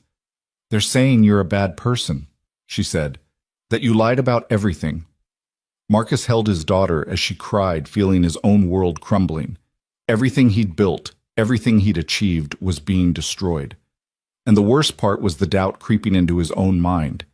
Had he accessed those files? Had his computer been compromised, or was he losing his grip on reality? The stress finally breaking him. That night, unable to sleep again, Marcus went through everything methodically. The accessed files, the timeline, the technical details. And then he saw a small anomaly in the access logs. The files had been accessed using his codes, but from 2 locations simultaneously. His office computer and another terminal in the building. Someone had cloned his access in real time, using it while he was using it to hide their tracks. He called Jennifer Park immediately. I found something. Someone was accessing files at the same time as me using my credentials. It's technically sophisticated, but it's proof I'm being framed. Send me everything. We'll get forensic analysts on it immediately. But by morning, it was too late. Meridian announced their new car, the Phoenix 2, incorporating technology that was eerily similar to Apex's developments. Close enough to damage Apex's competitive advantage, different enough to avoid patent infringement. And worse, James Morrison went public with a confession. I was Marcus Chen's inside source, he told a packed press conference, Victoria Sterling standing beside him with a concerned expression. He approached me months ago, offered to help restore my brother's reputation if I fed him information. I thought I was helping expose corporate corruption. I didn't realize he was playing both sides. It was all lies, but it was believable lies. The media ran with it, the narrative too juicy to fact-check. The mechanic hero was actually a corporate spy playing a long game no one had seen coming. Marcus's phone rang constantly. Reporters, former colleagues, even people he'd thought were friends, all wanting to know if it was true. He stopped answering. What was the point? Emma stayed home from school after kids started bullying her, calling her father a traitor and a liar. Marcus watched his daughter retreat into herself, the bright, confident girl diminishing with each passing hour. On the 3rd day of his suspension, Derek Morrison appeared at his door. We need to talk, Derek said. Away from any electronics. This goes deeper than you know. They walked to a nearby park, Derek constantly checking over his shoulder. Victoria didn't just plan this, Derek said. She's been planning it for over a year, before the Zenith launch, before you exposed her. She knew the car would fail because she designed it to fail. Marcus stopped walking. What? She wanted to get fired. Being CEO limited her board oversight, public scrutiny, legal obligations. But as a private actor backed by Meridian's resources, she could do anything. The humiliation was staged, Marcus. You didn't expose her, you played into her hands. That's insane. She couldn't have predicted couldn't she? She studied you for months, knew your history, your psychology, your triggers. She knew exactly how you'd react to the safety issue, to her mockery, to everything. You're not her enemy, Marcus, you're her tool. The revelation hit Marcus like a physical blow. Everything, the viral video, the lawsuit, the race, all of it, had been orchestrated. Why are you telling me this? Because she's not done. The Phoenix 2 launches next week. She's going to do something at that launch. Something that destroys Apex permanently and elevates her to legendary status. I don't know what, but I know it involves you. I'm suspended. I can't even get into the building. That's what she's counting on. You being helpless, watching from the sidelines as she wins. Derek handed him a flash drive. Everything I could gather about her real plan. Be careful, she has people everywhere. Trust no one at Apex. After Derek left, Marcus sat in the park watching normal people live normal lives. Joggers passing by, parents pushing strollers, dogs chasing balls. A world that made sense where people weren't playing four-dimensional chess with each other's lives. His phone rang. Richard Blackstone. Marcus, I need you to come in. Not to Apex, to my home. Tonight. Tell no one. Blackstone's house was a monument to success, 15,000 square feet of glass and stone overlooking the bay. But the man who met Marcus at the door looked haggard, aged 10 years and 3 days. I've been investigating, Blackstone said, leading Marcus to a secure room with no windows, no electronics. Not the leak that's a distraction. I've been investigating Victoria Sterling's entire history. What I found, Marcus, we're in trouble. He spread documents across a table, financial records, patent filings, corporate structures. Victoria Sterling doesn't exist, Blackstone said. Oh, the person is real, but the identity is constructed. Her credentials, her background, even her education, all of it is fabricated or bought. That's impossible. Stanford, Harvard. She attended, but under different names. She's been building this identity for a decade, specifically to infiltrate the automotive industry. She's backed by foreign interests who want to destroy American automotive innovation from within. Marcus studied the documents, his mind reeling. Why would she expose herself with the Zenith failure, then? Because that was just phase one. Establish herself as a victim, gain sympathy, rebuild with unlimited resources. Phase two is destroying Apex and acquiring our technology for her backers. Phase three. Blackstone paused. Phase 3 is monopolizing the entire electric vehicle market through patent manipulation and corporate warfare. We have to expose this. With what proof? Everything I have is circumstantial, gathered through methods that weren't exactly legal. If we go public now, we look desperate, making wild accusations to distract from your espionage scandal. So what do we do? Blackstone looked older than his 60 years, the weight of failure pressing down on him. I don't know. She's outplayed us at every turn. Maybe it's time to admit defeat. No, Marcus said, thinking of Emma, of Linda, of every worker who'd been dismissed and ignored. She's smart, but she's not perfect. She's arrogant, that's her weakness. She needs to win completely, publicly, dramatically. That's what we use against her. How? Marcus pulled out Derek's flash drive. We give her exactly what she wants, a complete public victory, and then we show the world what's behind it. They spent the next 3 hours going through Derek's information, piecing together Victoria's plan. It was audacious, brilliant, and completely insane. She intended to challenge Apex to another race at the Phoenix 2 launch, but this time with a twist, the cars would be fully autonomous, no drivers, just algorithms. She knows our self-driving system isn't ready, Blackstone said. We'd have to decline looking weak or accept and fail spectacularly. Unless we don't use our system, Marcus said slowly, an idea forming. Unless we use something else entirely. What else? We don't have time to develop. We don't develop. We simplify. Strip the Zenith down to basics, install the minimum autonomous system, just enough to technically qualify. It'll lose, but that's not the point. Then what is the point? Marcus smiled for the first time in days. The point is to be on that track when she reveals whatever her real plan is. To be close enough to expose it. Blackstone was quiet for a moment. You're suspended. You can't officially work on this. Then I'll work on it unofficially. Get me Tony Martinez and Sarah Kim. Tell them nothing except that we need to prepare a car. Keep it completely off the books. This is insane. This is exactly the kind of insane she won't expect from us. As Marcus left Blackstone's house, his phone buzzed with a text from an unknown number. Stop fighting, Marcus. You've already lost. Take the Meridian offer. Think of Emma, V. He deleted the message and called Tony Martinez. Tony, how do you feel about doing something incredibly stupid that might just be brilliant? Is it legal? Mostly. Is it dangerous? So, probably. Tony laughed. I'm in. When do we start? Tonight. And Tony, bring hand tools. We're going analog. The warehouse Tony Martinez secured was perfect, abandoned, off the grid, and large enough to hide a hypercar. Located in Oakland's industrial district, it had once built engines for cargo ships. Now it would rebuild something that might save Apex Automotive or destroy what was left of Marcus's reputation. Sarah Kim arrived at midnight looking nervous but determined. Tony had brought 3 other mechanics he trusted, absolutely men and women who'd been building and fixing cars since before computers ran everything. Before we start, Marcus said, You need to know this is completely unofficial. If we're caught, Apex will deny any knowledge. You'll probably lose your jobs. I'm suspended, so I'm already risking everything. Anyone who wants to leave—" "Cut the speech," Tony interrupted. "We're here. What's the plan?" Marcus pulled a tarp off the car Blackstone had secretly delivered. Not the race-winning Zenith, but its prototype, the one they'd used for testing before the computers and sensors were installed. It was raw, basic, powerful, and completely mechanical.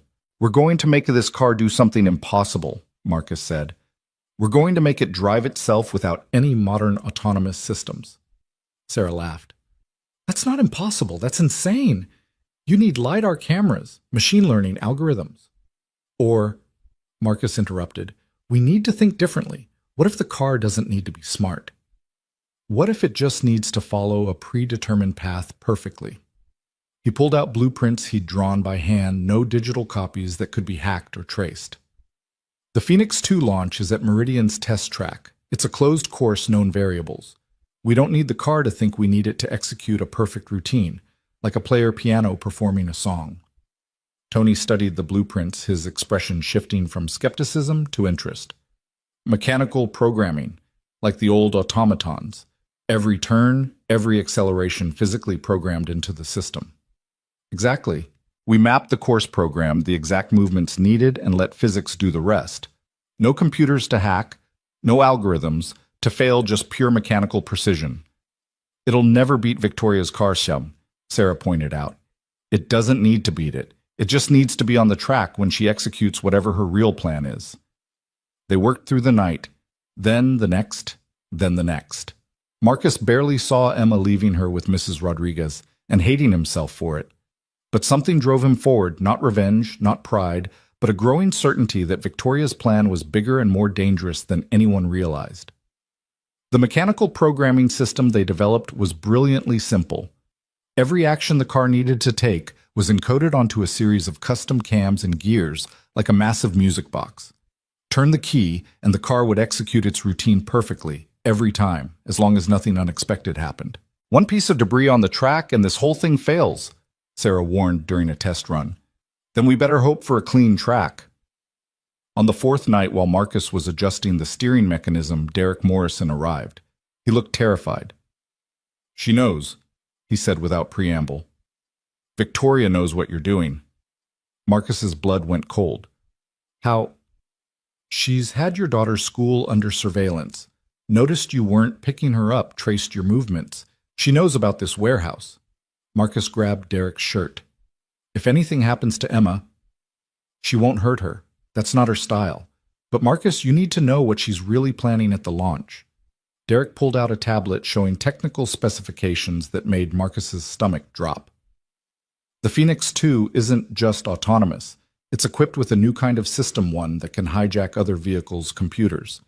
During the race, she's going to take control of your car and crash it. Make it look like Apex's technology is fatally flawed. The footage will destroy the company overnight. "But we're not using computers."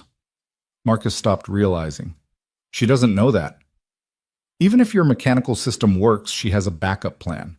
The Phoenix 2 is designed to fail catastrophically at a specific point, making it look like both companies produce dangerous vehicles. She'll emerge as the whistleblower who exposed the danger, the hero who sacrificed her own car to reveal the truth. While her backers buy both companies for pennies when the stock crashes," Marcus finished, "then rebuild with her in charge of everything. You have to stop this launch." "No," Marcus said, thinking fast. "We have to let it happen. But we need to control how it happens." He turned to his team. "Change of plans. We're not just programming our car to race. We're programming it to do something else at exactly the right moment." "What?" Tony asked. "We're going to save her life." The Phoenix 2 launch event was everything Victoria Sterling did: excessive, dramatic, and perfectly orchestrated. The Meridian test track had been transformed into a technological wonderland with holographic displays, live orchestral music, and enough LED screens to light up Oakland. Marcus watched from the parking lot, officially banned from the event, but close enough to see everything. Emma was with him. He couldn't leave her alone, not now. "Are you going to stop the bad lady?" Emma asked, holding his hand tight. "I'm going to try, sweetheart." Inside the event, Richard Blackstone was playing his part. having publicly accepted Victoria's challenge despite Marcus's suspension. The narrative was perfect, the disgraced company trying to redeem itself against the rising star who'd been wronged. Victoria took the stage in a white suit that made her look like the future personified. Behind her, the Phoenix 2 gleamed under spotlights, aggressive, beautiful, predatory. "Today we make history," she announced. "Two cars, no drivers, pure artificial intelligence determining the winner. This isn't just a race, it's humanity handing over control to the machines we've created." The crowd ate it up.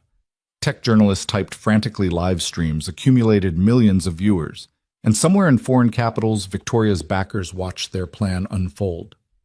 "Apex Automotive has accepted our challenge." Victoria continued, her smile sharp. "Their Zenith will compete against the Phoenix 2 in a 20-lap race. May the best algorithm win." Backstage, Tony and Sarah wheeled in the modified Zenith. To anyone watching, it looked identical to the race-winning car. The mechanical programming system was completely hidden, the cams and gears invisible beneath standard bodywork. "Chen suspended," Victoria said to Blackstone, loud enough for microphones to catch. "I hope you have someone competent managing your car." "We have a team," Blackstone replied calmly. "That's all we need." The cars were positioned at the starting line. Victoria made a show of activating the Phoenix 2's autonomous system, the car's lights pulsing in response. Tony simply turned a hidden key in the Zenith, engaging the mechanical program. "Ladies and gentlemen," Victoria announced, "witness the future." The flag dropped. Both cars launched forward, the Phoenix 2 with smooth electronic precision, the Zenith with mechanical determination. For 3 laps, they stayed close, the Phoenix gradually pulling ahead as expected. Marcus watched from his position, Emma beside him, counting down in his head. The mechanical program would execute its special maneuver at exactly 4 minutes and 37 seconds, the precise moment Derek's intelligence suggested Victoria's crash protocol would activate. "Daddy, look!" Emma pointed at the Phoenix 2. "Something's wrong with the black car." She was right. The Phoenix was starting to weave slightly, its movements becoming erratic. Victoria's remote hijacking system was trying to take control of the Zenith, but finding no computer to interface with the signals, were bouncing back, interfering with the Phoenix's own systems. Victoria, watching from the control booth, frantically typed commands. This wasn't the plan. The Zenith should be careening off track by now, its crash captured in perfect HD for the world to see. At 4 minutes and 35 seconds, the Phoenix 2's systems went haywire. The feedback loop from the failed hijacking attempt caused cascading failures. The car accelerated wildly, heading straight for the wall at 180 miles per hour. At 4 minutes and 37 seconds, the Zenith executed its program maneuver. The mechanical system Marcus had programmed performed a perfect pit maneuver, spinning the Phoenix away from the wall and into the infield where it could slow down safely. To everyone watching, it looked like Apex's car had somehow detected the danger and saved its competitor. The crowd gasped. The Phoenix 2 came to a stop in a cloud of tire smoke, damaged but intact. The Zenith, its program complete, simply stopped on the track. For a moment, nobody moved. Then Richard Blackstone walked onto the track, microphone in hand. "Ladies and gentlemen, what you just witnessed was not a malfunction. Our investigation has revealed that the Phoenix 2 was equipped with illegal hijacking technology designed to take control of our vehicle. When it failed to find a computer to hack because our car was running on purely mechanical programming, the system turned on itself." He held up a tablet showing the evidence Derek had provided, now legally obtained through the failed hijacking attempt being recorded by track sensors. "Furthermore, we have evidence that this entire event was staged to destroy both companies' stock values, allowing foreign interests to acquire American automotive technology at bargain prices." Victoria stood frozen in the control booth, her perfect plan unraveling on live television. She tried to speak into her microphone, but it had been cut off. Federal agents entered the venue. Blackstone had alerted them the moment the hijacking attempt was detected. Securities fraud, corporate espionage, attempted destruction of property, conspiracy with foreign agents. The charges would be numerous and severe. But Victoria Sterling had one last card to play. As the agents approached, she pulled out her phone and activated something. Every screen in the venue suddenly displayed documents, medical records, financial statements, personal communications. Marcus's heart stopped. They were Linda's medical records, the Stanford trial information proof that the hospital had denied them life-saving treatment. But there was more documents suggesting Marcus had known about the treatment and chosen not to pursue it, that he'd let his wife die rather than go into debt. "If I'm going down," Victoria's voice echoed through the venue's speakers, "everyone should know the truth about Marcus Chen. He let his wife die. He chose money over her life. This is your hero."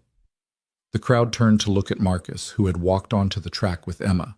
The little girl was crying, confused by what she was hearing about her mother. Marcus picked up the microphone Blackstone had dropped. The entire world was watching. "You're right," he said quietly. "I didn't know about the treatment until you told me. The hospital didn't inform us because we were poor, because in their system, Linda's life was worth less than someone who could pay." He looked directly at Victoria, who was now in handcuffs but still smirking. "You thought this would break me, but all you've done is shown everyone what's really broken: a system that values money over lives, credentials over competence, connections over character. Linda died because of that system, but Emma lives, and she's going to grow up in a better world. One where people like you don't get to decide who matters." He turned to the cameras. "I'm not a hero. I'm just a mechanic who knew how to fix things. Sometimes that's all you need, someone willing to get their hands dirty and do the work." Emma ran to him, and he picked her up, holding her tight. "Your mom would be proud," he whispered to her. "We fixed something important today." Victoria was led away, her empire crumbling, her backers exposed, her future reduced to legal battles and prison time. But as she passed Marcus, she stopped. "You still don't get it," she said quietly. "I was never your enemy. I was showing you what the system really is. Now you're part of it. You've won, but you've become everything you fought against." Marcus looked at her, this brilliant broken woman who'd orchestrated so much destruction in pursuit of a twisted vision. "No," he said. "I'm still just a mechanic. The difference is now people listen when I say something's broken." The aftermath was swift and comprehensive. Meridian's involvement with foreign agents triggered a federal investigation that reached into dozens of companies. The Phoenix 2 technology, despite its illegal applications, contained genuine innovations that, when properly regulated, could improve vehicle safety. Marcus was officially reinstated at Apex, his suspension lifted with full apologies. He was offered the CEO position again and again. He turned it down. Instead, he accepted a new role, Director of Practical Innovation, leading a team that bridged the gap between theoretical engineering and real-world application. The scholarship fund he'd requested was expanded into a full foundation, providing education and opportunities for working-class families.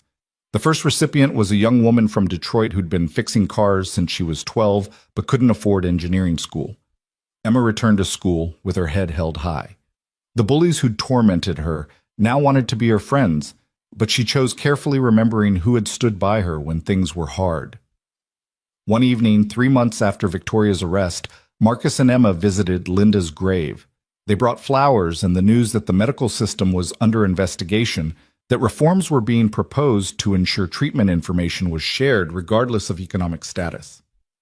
"We can't bring her back," Marcus told Emma, "but we can make sure other families don't go through what we did." Emma placed her hand on the headstone, then looked up at her father. "Mom would say you used your superpower right." "What superpower is that?" "Fixing things that matter." They stood there as the sun set, two people who'd lost so much but refused to be broken. In Marcus's pocket, the titanium wrench caught the dying light, a reminder that sometimes the smallest tools could move the biggest mountains. A year later, Marcus stood before Congress testifying about automotive safety and corporate responsibility. The room was full of suits and political power, but he wore his work clothes, a statement that expertise came in many forms. "Senators," he began, "I'm here to tell you that every voice matters in innovation. The person who designs the car and the person who fixes it both have crucial knowledge. When we ignore either, people die. When we listen to both, we build better."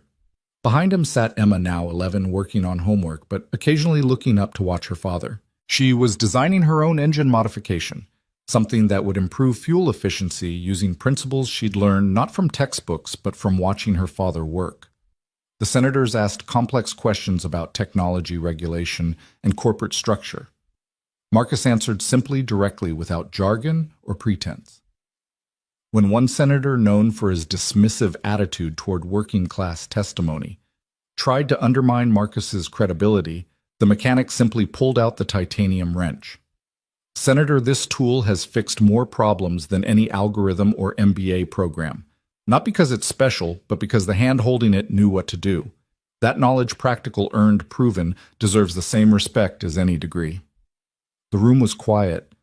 Then from the gallery, someone started clapping. It spread through the room, not partisan applause, but recognition of truth simply stated. After the testimony, Marcus and Emma walked through Washington, D.C., tourists in a city of power. They stopped at the Lincoln Memorial, looking up at the statue of another man who'd risen from humble beginnings to change the world.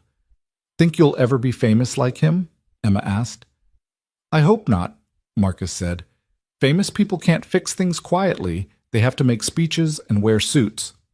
Emma laughed. "You hate suits." "Almost as much as I hate speeches." They walked on hand in hand past monuments to great men and great deeds. But Marcus knew the real monuments were smaller, the cars that didn't crash because someone spoke up about safety, the families that weren't destroyed by corporate greed, the workers who were heard because someone made space for their voices. Victoria Sterling was sentenced to 15 years in federal prison, her assets seized, her reputation destroyed. But in her final statement to the court, she said something that haunted Marcus. "I created Marcus Chen. Without me, he'd still be mopping floors. Every success he has, every life he saves exists because I pushed him to be more. I'm the villain in his story, but without villains, there are no heroes." Marcus thought about that often. Was she right? Did his elevation require her destruction, or had they both been caught in a system that turned people against each other for sport and profit? He didn't have answers, just tools and problems to fix. The real change came slowly in small ways. Apex started hiring mechanics alongside engineers. Other companies followed suit. Trade schools partnered with universities. The rigid hierarchy that had separated those who designed from those who built began to blur. Marcus kept working, kept fixing, kept teaching. He turned down book deals, movie offers, speaking engagements that would take him away from his actual work. The world had enough celebrities. It needed more people willing to get their hands dirty. Emma grew up surrounded by engines and algorithms, equally comfortable with both. She learned that innovation wasn't about choosing between old and new, but about knowing when to use which. By 13, she held 3 patents, all for improvements that made existing technology more accessible to repair and maintain. "You're going to change the world," Marcus told her one evening as they worked together in their garage, the same kind of space where he'd started with Linda. "No," Emma said, adjusting a fuel injector with practiced precision. "I'm just going to fix it, one part at a time." Marcus smiled, thinking of Linda, of how proud she'd be of their daughter. The girl who'd lost her mother too young had become someone who understood that loss could either break you or teach you to build better. 5 years after the Phoenix incident, Marcus received an unexpected letter. It was from Victoria, written from federal prison. He almost threw it away unopened, but curiosity won. "Marcus, I'm writing not to apologize. We both know that would be meaningless, but to tell you something you deserve to know. The foreign backing the elaborate plan, even my hatred of you, all of it was real. But so was my belief that the system needed to be destroyed. The only difference between us is that you found a way to reform it from within, while I tried to burn it all down. You asked once why I targeted you specifically. The truth is I recognize myself in you, someone brilliant held back by circumstances beyond their control. I thought if I pushed you hard enough, you'd join me in tearing everything down. Instead, you built something better. I have 7 more years to serve. When I get out, I won't have money, reputation, or power. But I'll have knowledge and hands that remember how to work. Maybe that's enough to start over the right way this time. Don't respond to this letter. Don't forgive me. Just know that the mechanic won more than the race you won. The argument about what really matters." V.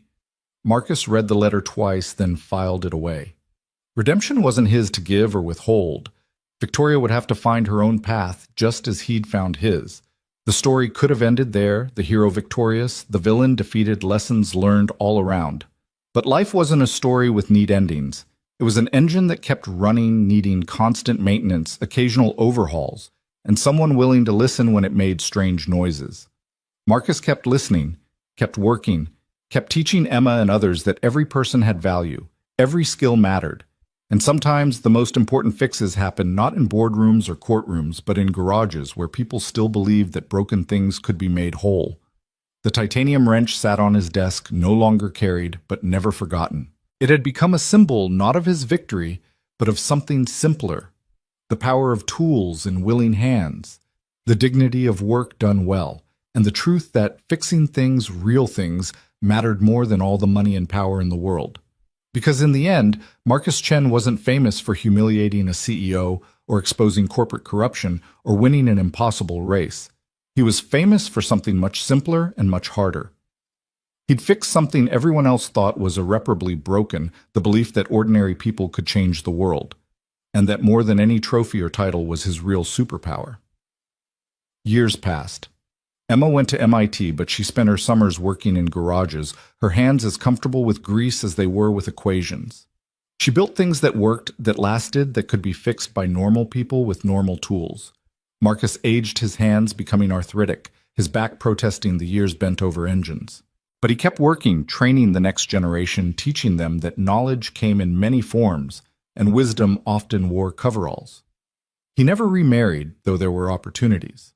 Linda's memory wasn't a chain, but a compass, always pointing him toward what mattered: integrity, hard work, and the belief that everyone deserved to be heard. The automotive industry changed slowly but genuinely. Safety became paramount. Practical knowledge was valued alongside theoretical. The divide between white-collar and blue-collar blurred until it almost disappeared. And somewhere in federal prison, Victoria Sterling worked in the motor pool fixing government vehicles.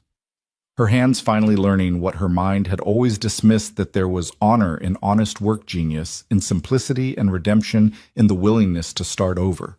She would be released eventually, her debt to society paid. What she did then would be her choice. Marcus had given her an example. Whether she chose to follow it or not was up to her. But that was another story for another time. This story, the story of a mechanic who fixed more than cars, a daughter who learned that love was the best tool, and a wrench that became a symbol of quiet revolution. This story ended not with grand gestures or dramatic confrontations, but with work. Marcus Chen went to work every morning, fixed what was broken, taught what he knew, and went home to his daughter. It wasn't glamorous, it wasn't legendary, it was just life lived with purpose and without apology, and sometimes that was the most revolutionary thing of all. 10 years had passed since Victoria Sterling's imprisonment, and the world had changed in ways Marcus never could have imagined. The automotive industry had undergone a complete transformation, but the real changes ran deeper in boardrooms, where mechanics now sat beside executives in schools, where practical skills were valued equally with theoretical knowledge, and in millions of small garages where people fixed things with dignity and pride. Marcus stood in his workshop, not Apex's corporate facility, but his own space purchased with savings from a lifetime of honest work. The sign outside read, "Chen's Garage, where everything gets fixed." It was smaller than the empire he'd once run with Linda, but it was his, built without compromise or corporate politics. Emma, now 21 and fresh from MIT with dual degrees in mechanical and electrical engineering, worked beside him. She'd had offers from every major tech company in the world, but she'd chosen to come home to work with her hands alongside her father. "Dad, you need to see this," she said, holding up her tablet with a concerned expression. The headline made Marcus's blood run cold. Victoria Sterling released early mysterious benefactor posts billion-dollar bail. The article was sparse on details, but the implications were clear. Someone with serious money wanted Victoria free, and that never meant anything good. "She served 8 years, Emma said quietly. "Model prisoner, apparently. Taught automotive repair to other inmates, filed 16 patents from prison that she released to the public domain." Marcus set down his wrench, not the titanium one from Emma, which sat in a place of honor on his desk, but a simple steel tool worn smooth by decades of use. "She's different now, he said, though he wasn't sure he believed it. "Prison changes people. Or it makes them more careful," Emma countered. "Remember what she said in her letter, that she'd learned from her mistakes. Maybe she learned to hide better, not to be better.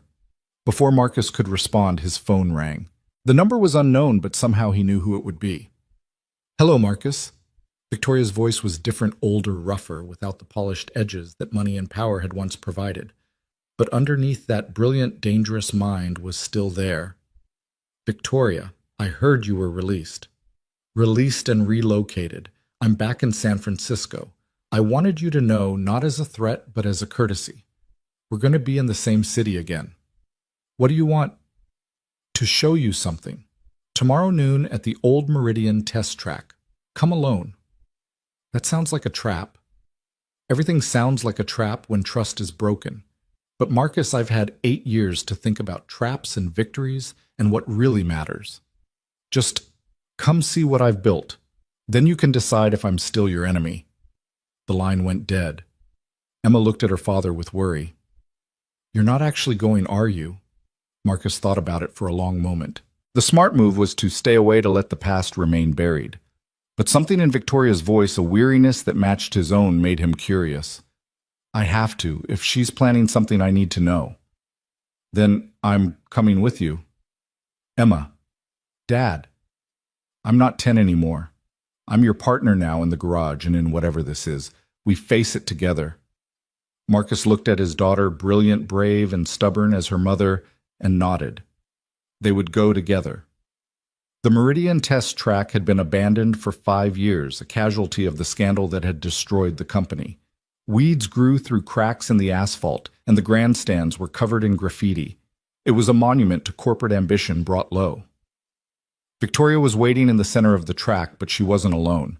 Surrounding her were about 30 people, young and old, different races and backgrounds, but all with the same look of people who worked with their hands. Victoria herself was barely recognizable. Gone was the polished executive. Her hair was gray at the roots, her hands calloused, her clothes simple and functional. She looked like what she'd become, a mechanic. "Thank you for coming," she said as Marcus and Emma approached. "I wanted you to see what your victory created." She gestured to the people around her. "These are my students, former inmates, all of them.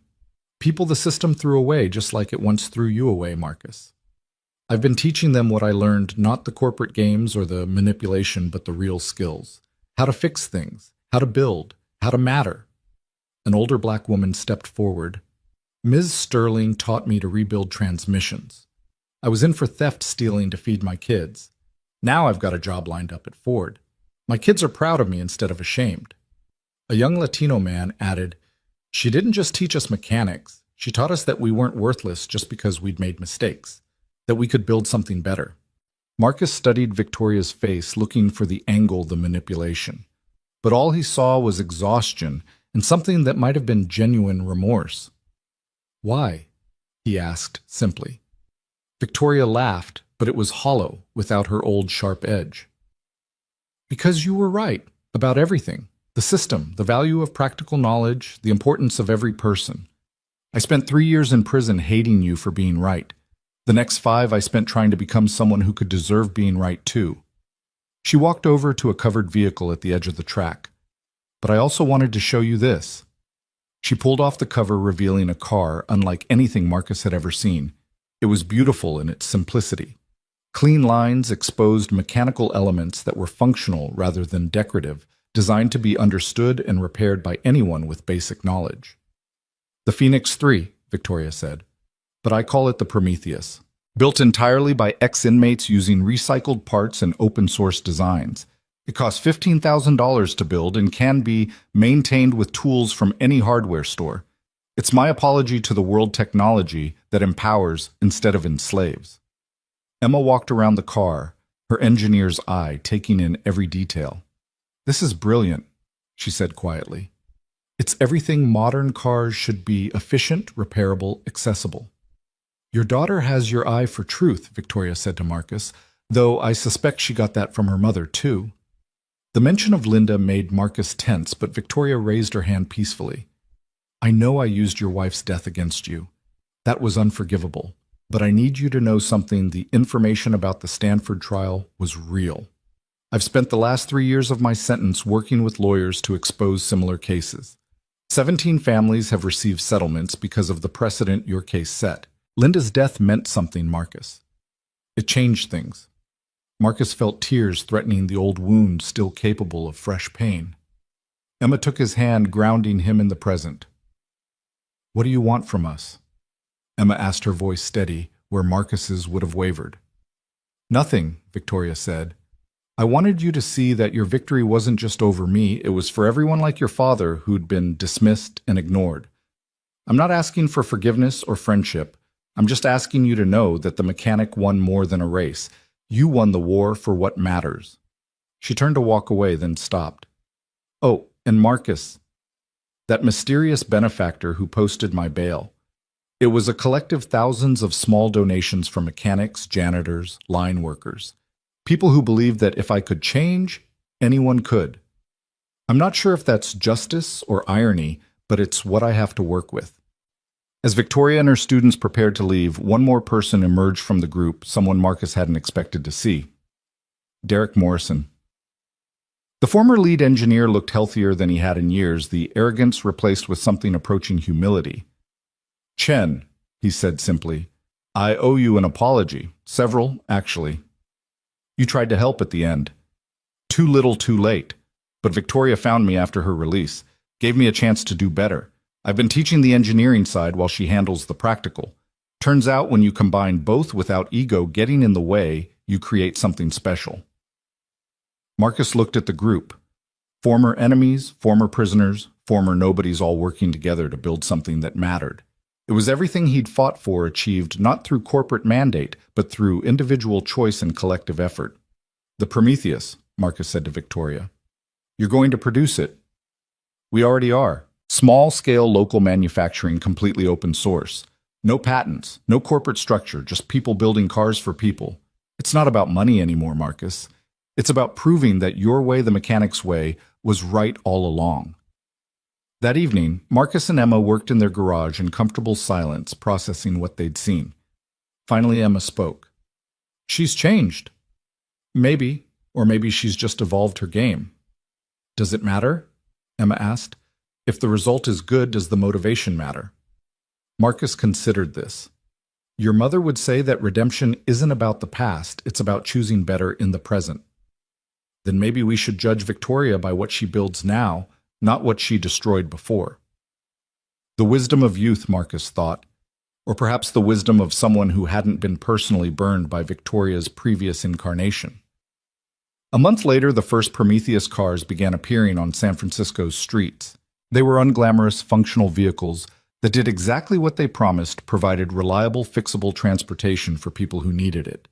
The automotive press largely ignored them, but mechanics everywhere paid attention. Marcus found himself defending Victoria in conversation, something he never thought he'd do. "She's creating something that matters," he told Richard Blackstone during a rare lunch meeting. "Maybe not for Apex's bottom line, but for real people." "You trust her?" Blackstone asked. "I trust the work. The work doesn't lie." 3 months after Victoria's release, something unexpected happened. A major automotive manufacturer, Toyota, announced they were licensing the Prometheus design not to profit from it, but to produce it at scale for developing nations. The announcement came with a shock. Victoria had been hired as a consultant, not for her business acumen, but for her practical knowledge. The press conference was surreal. Victoria Sterling, once the epitome of corporate excess, standing in work clothes beside Toyota's CEO, discussing how to make transportation accessible to billions who'd been priced out of mobility. Ms. Sterling's journey from CEO to mechanic has taught her something valuable. The CEO said that innovation isn't always about adding features, sometimes it's about removing barriers. But the real test came 6 months later. Emma had been working on her own project, a modification to the Prometheus design that would make it run on multiple fuel sources, including cooking oil and agricultural waste. It was brilliant, the kind of innovation that could change everything for rural communities worldwide. She needed help to implement it at scale. The person with the most relevant experience was Victoria. "Absolutely not," Marcus said when Emma suggested it. "Dad, she's the only one who understands both the engineering and the distribution challenges. And she's proven she's changed. She destroyed our lives once. I won't let her near you." It was their first real fight as business partners. Emma stormed out of the garage and Marcus was left alone with his fears and Linda's memory. That night, he visited Linda's grave, something he did less frequently now but still needed in moments of crisis. "She wants to work with Victoria," he told the headstone. "Our daughter wants to trust the woman who tried to destroy us. What would you do?" The cemetery was quiet except for distant traffic. But Marcus knew what Linda would say, that holding on to anger was like holding on to hot metal. It only burned the one gripping it. The next morning, he found Emma at her workbench designing modifications with the focused intensity she'd inherited from both parents. "If you work with her," Marcus said, "I'm part of it, non-negotiable. We both work with her, or neither of us does." Emma looked up, surprised. "You're okay with it?" "No, but I trust you.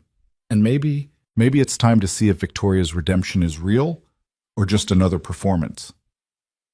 The collaboration was awkward at first. Victoria's workshop was in Oakland in a converted warehouse that had once built weapons for World War II.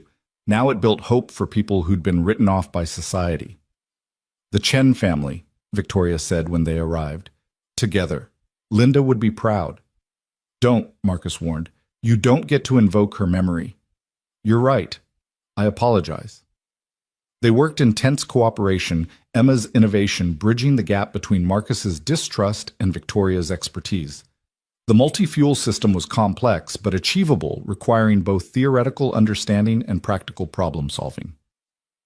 Watching Victoria work was revelatory. The woman who'd once refused to dirty her hands now moved with the confidence of someone who'd spent years learning from failure. She listened to Emma's ideas without condescension, offered suggestions without demanding credit, and when Marcus corrected her approach, she accepted it without argument. "Prison was my real education," she said during a break. 3 years in the motor pool fixing buses and trucks with minimal resources. You learn humility when a broken alternator means 30 people can't get to their jobs. "Humility," Marcus repeated. "That's a word I never thought I'd hear from you." "There are a lot of words I never thought I'd use. Sorry is another one. But I am Marcus.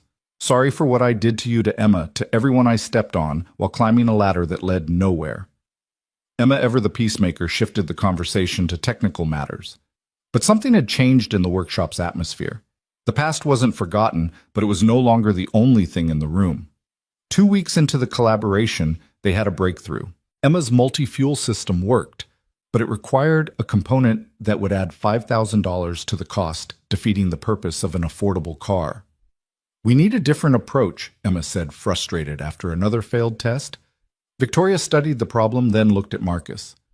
"What would you do if this was 1990 and you didn't have modern materials?" Marcus thought about it, then smiled, the first genuine smile he'd given Victoria in over a decade. "I'd use mechanical valve timing instead of electronic control. More complex to build, simpler to maintain." "Show me," Victoria said, and for the first time it felt like they were just 3 engineers solving a problem, not enemies forced into proximity. They worked through the night, Emma bridging the generational gap between Marcus's analog knowledge and Victoria's digital expertise. By dawn, they had a prototype that worked ugly, held together with zip ties and hope, but functional. "This is it," Emma said, exhausted but exhilarated. "This could change everything for millions of people." Victoria looked at the mess of parts that represented salvation for communities worldwide. "It's beautiful," she said, and meant it. The multi-fuel Prometheus launched 3 months later, not with fanfare, but with quiet efficiency. Units were shipped to farming communities in India villages and Africa islands in the Pacific, places where a car that could run on whatever was available meant the difference between isolation and connection. Marcus received letters from around the world, photos of families with their Prometheus vehicles, stories of businesses made possible, lives changed. He kept them in a box next to Linda's photos, proof that good could come from pain. Victoria never sought credit for her role. In interviews, she directed attention to Emma's innovation and Marcus's practical wisdom. It was so unlike the old Victoria that Marcus found himself genuinely confused. One evening, as they finished installing an improvement Emma had designed, Victoria asked, "Do you think Linda would have forgiven me?" It was the question Marcus had been dreading and expecting in equal measure. "I don't know," he said honestly. Linda believed in redemption, but she also believed in consequences. You've faced the consequences. Whether that equals redemption, that's not for me to decide. But you've decided for yourself. Marcus was quiet for a long moment, watching Emma explain the modification to Victoria's students, her face animated with the joy of teaching. I've decided that holding on to hatred hurts Emma more than it hurts you. I've decided that the work matters more than the past. I've decided that maybe, just maybe, people can change. That's not forgiveness. No, Marcus agreed. But it's a start. 2 years passed. The Prometheus project expanded, creating jobs for thousands of former inmates who Victoria trained. Emma's innovations earned her recognition as one of MIT's most impactful alumni under 30. Marcus's garage became a pilgrimage site for mechanics' worldwide proof that practical knowledge could change the world. Victoria kept her distance except for necessary collaboration, respecting the boundaries Marcus had set. But slowly those boundaries shifted. Not forgiveness, not friendship, but something like professional respect. Then came the news that changed everything again. Richard Blackstone called Marcus personally. I'm retiring. The board wants you to take over as CEO, not as a figurehead, but as a real leader. The company needs someone who understands both innovation and integrity. I've turned this down before. This is different. You wouldn't be alone. Emma would be Chief Innovation Officer. And Marcus, we want to acquire the Prometheus project. Not to kill it or corporatize it, but to scale it properly. Bring manufacturing in-house, ensure quality, make it available worldwide. That's Victoria's project. Which is why she'd come too, Director of Accessible Technology. I know the history, Marcus, but think about the future. The three of you together could revolutionize not just automotive, but manufacturing itself. Marcus's first instinct was to refuse. But he thought about the letters from grateful families about Emma's dreams of innovation that helped everyone about Linda's belief that broken things could be fixed. I need to discuss it with Emma and Victoria. The meeting took place in Marcus's garage, neutral ground for all of them. Emma was enthusiastic but cautious. Victoria was shocked into silence, a rarity that would have been satisfying if it wasn't so clearly genuine. You want me at Apex, she finally managed. After everything, I want the Prometheus project to succeed, Marcus said. You built something that matters. It deserves resources we can provide. But this only works if we can truly work together. No games, no manipulation, just the work. Victoria looked between father and daughter, these people she'd tried to destroy, who were now offering her a future. I need to tell you both something, she said. The mysterious benefactor who posted my bail. It wasn't thousands of small donors. It was one person who insisted on anonymity. She pulled out a document, hand shaking slightly. It was Richard Blackstone. He said Marcus had taught him that redemption was possible for anyone willing to work for it. He gave me a second chance because of your example. The garage was silent except for the tick of cooling metal from a car Emma had been working on. Did you know? Marcus asked Emma. No, but it makes sense. You changed more than just Victoria Dad. You changed how an entire industry thinks about value and worth. Marcus stood and walked to his workbench where the titanium wrench sat in its place of honor. He picked it up, feeling its familiar weight, remembering the day Emma had given it to him, the inscription, Dad's Magic, barely visible but always there. Linda used to say that fixing things wasn't about making them perfect, he said. It was about making them work again. Maybe that applies to people too. He turned to Victoria. One condition. We tell the truth. All of it. The manipulation, the redemption, the collaboration. No corporate spinning, no PR management. If we're going to do this, we do it honestly. That could destroy all of us, Victoria said.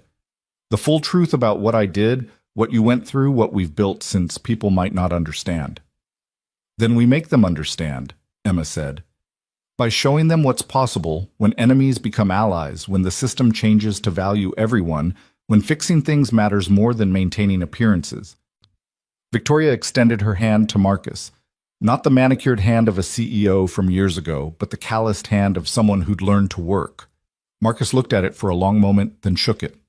Partners, he said. God help us all.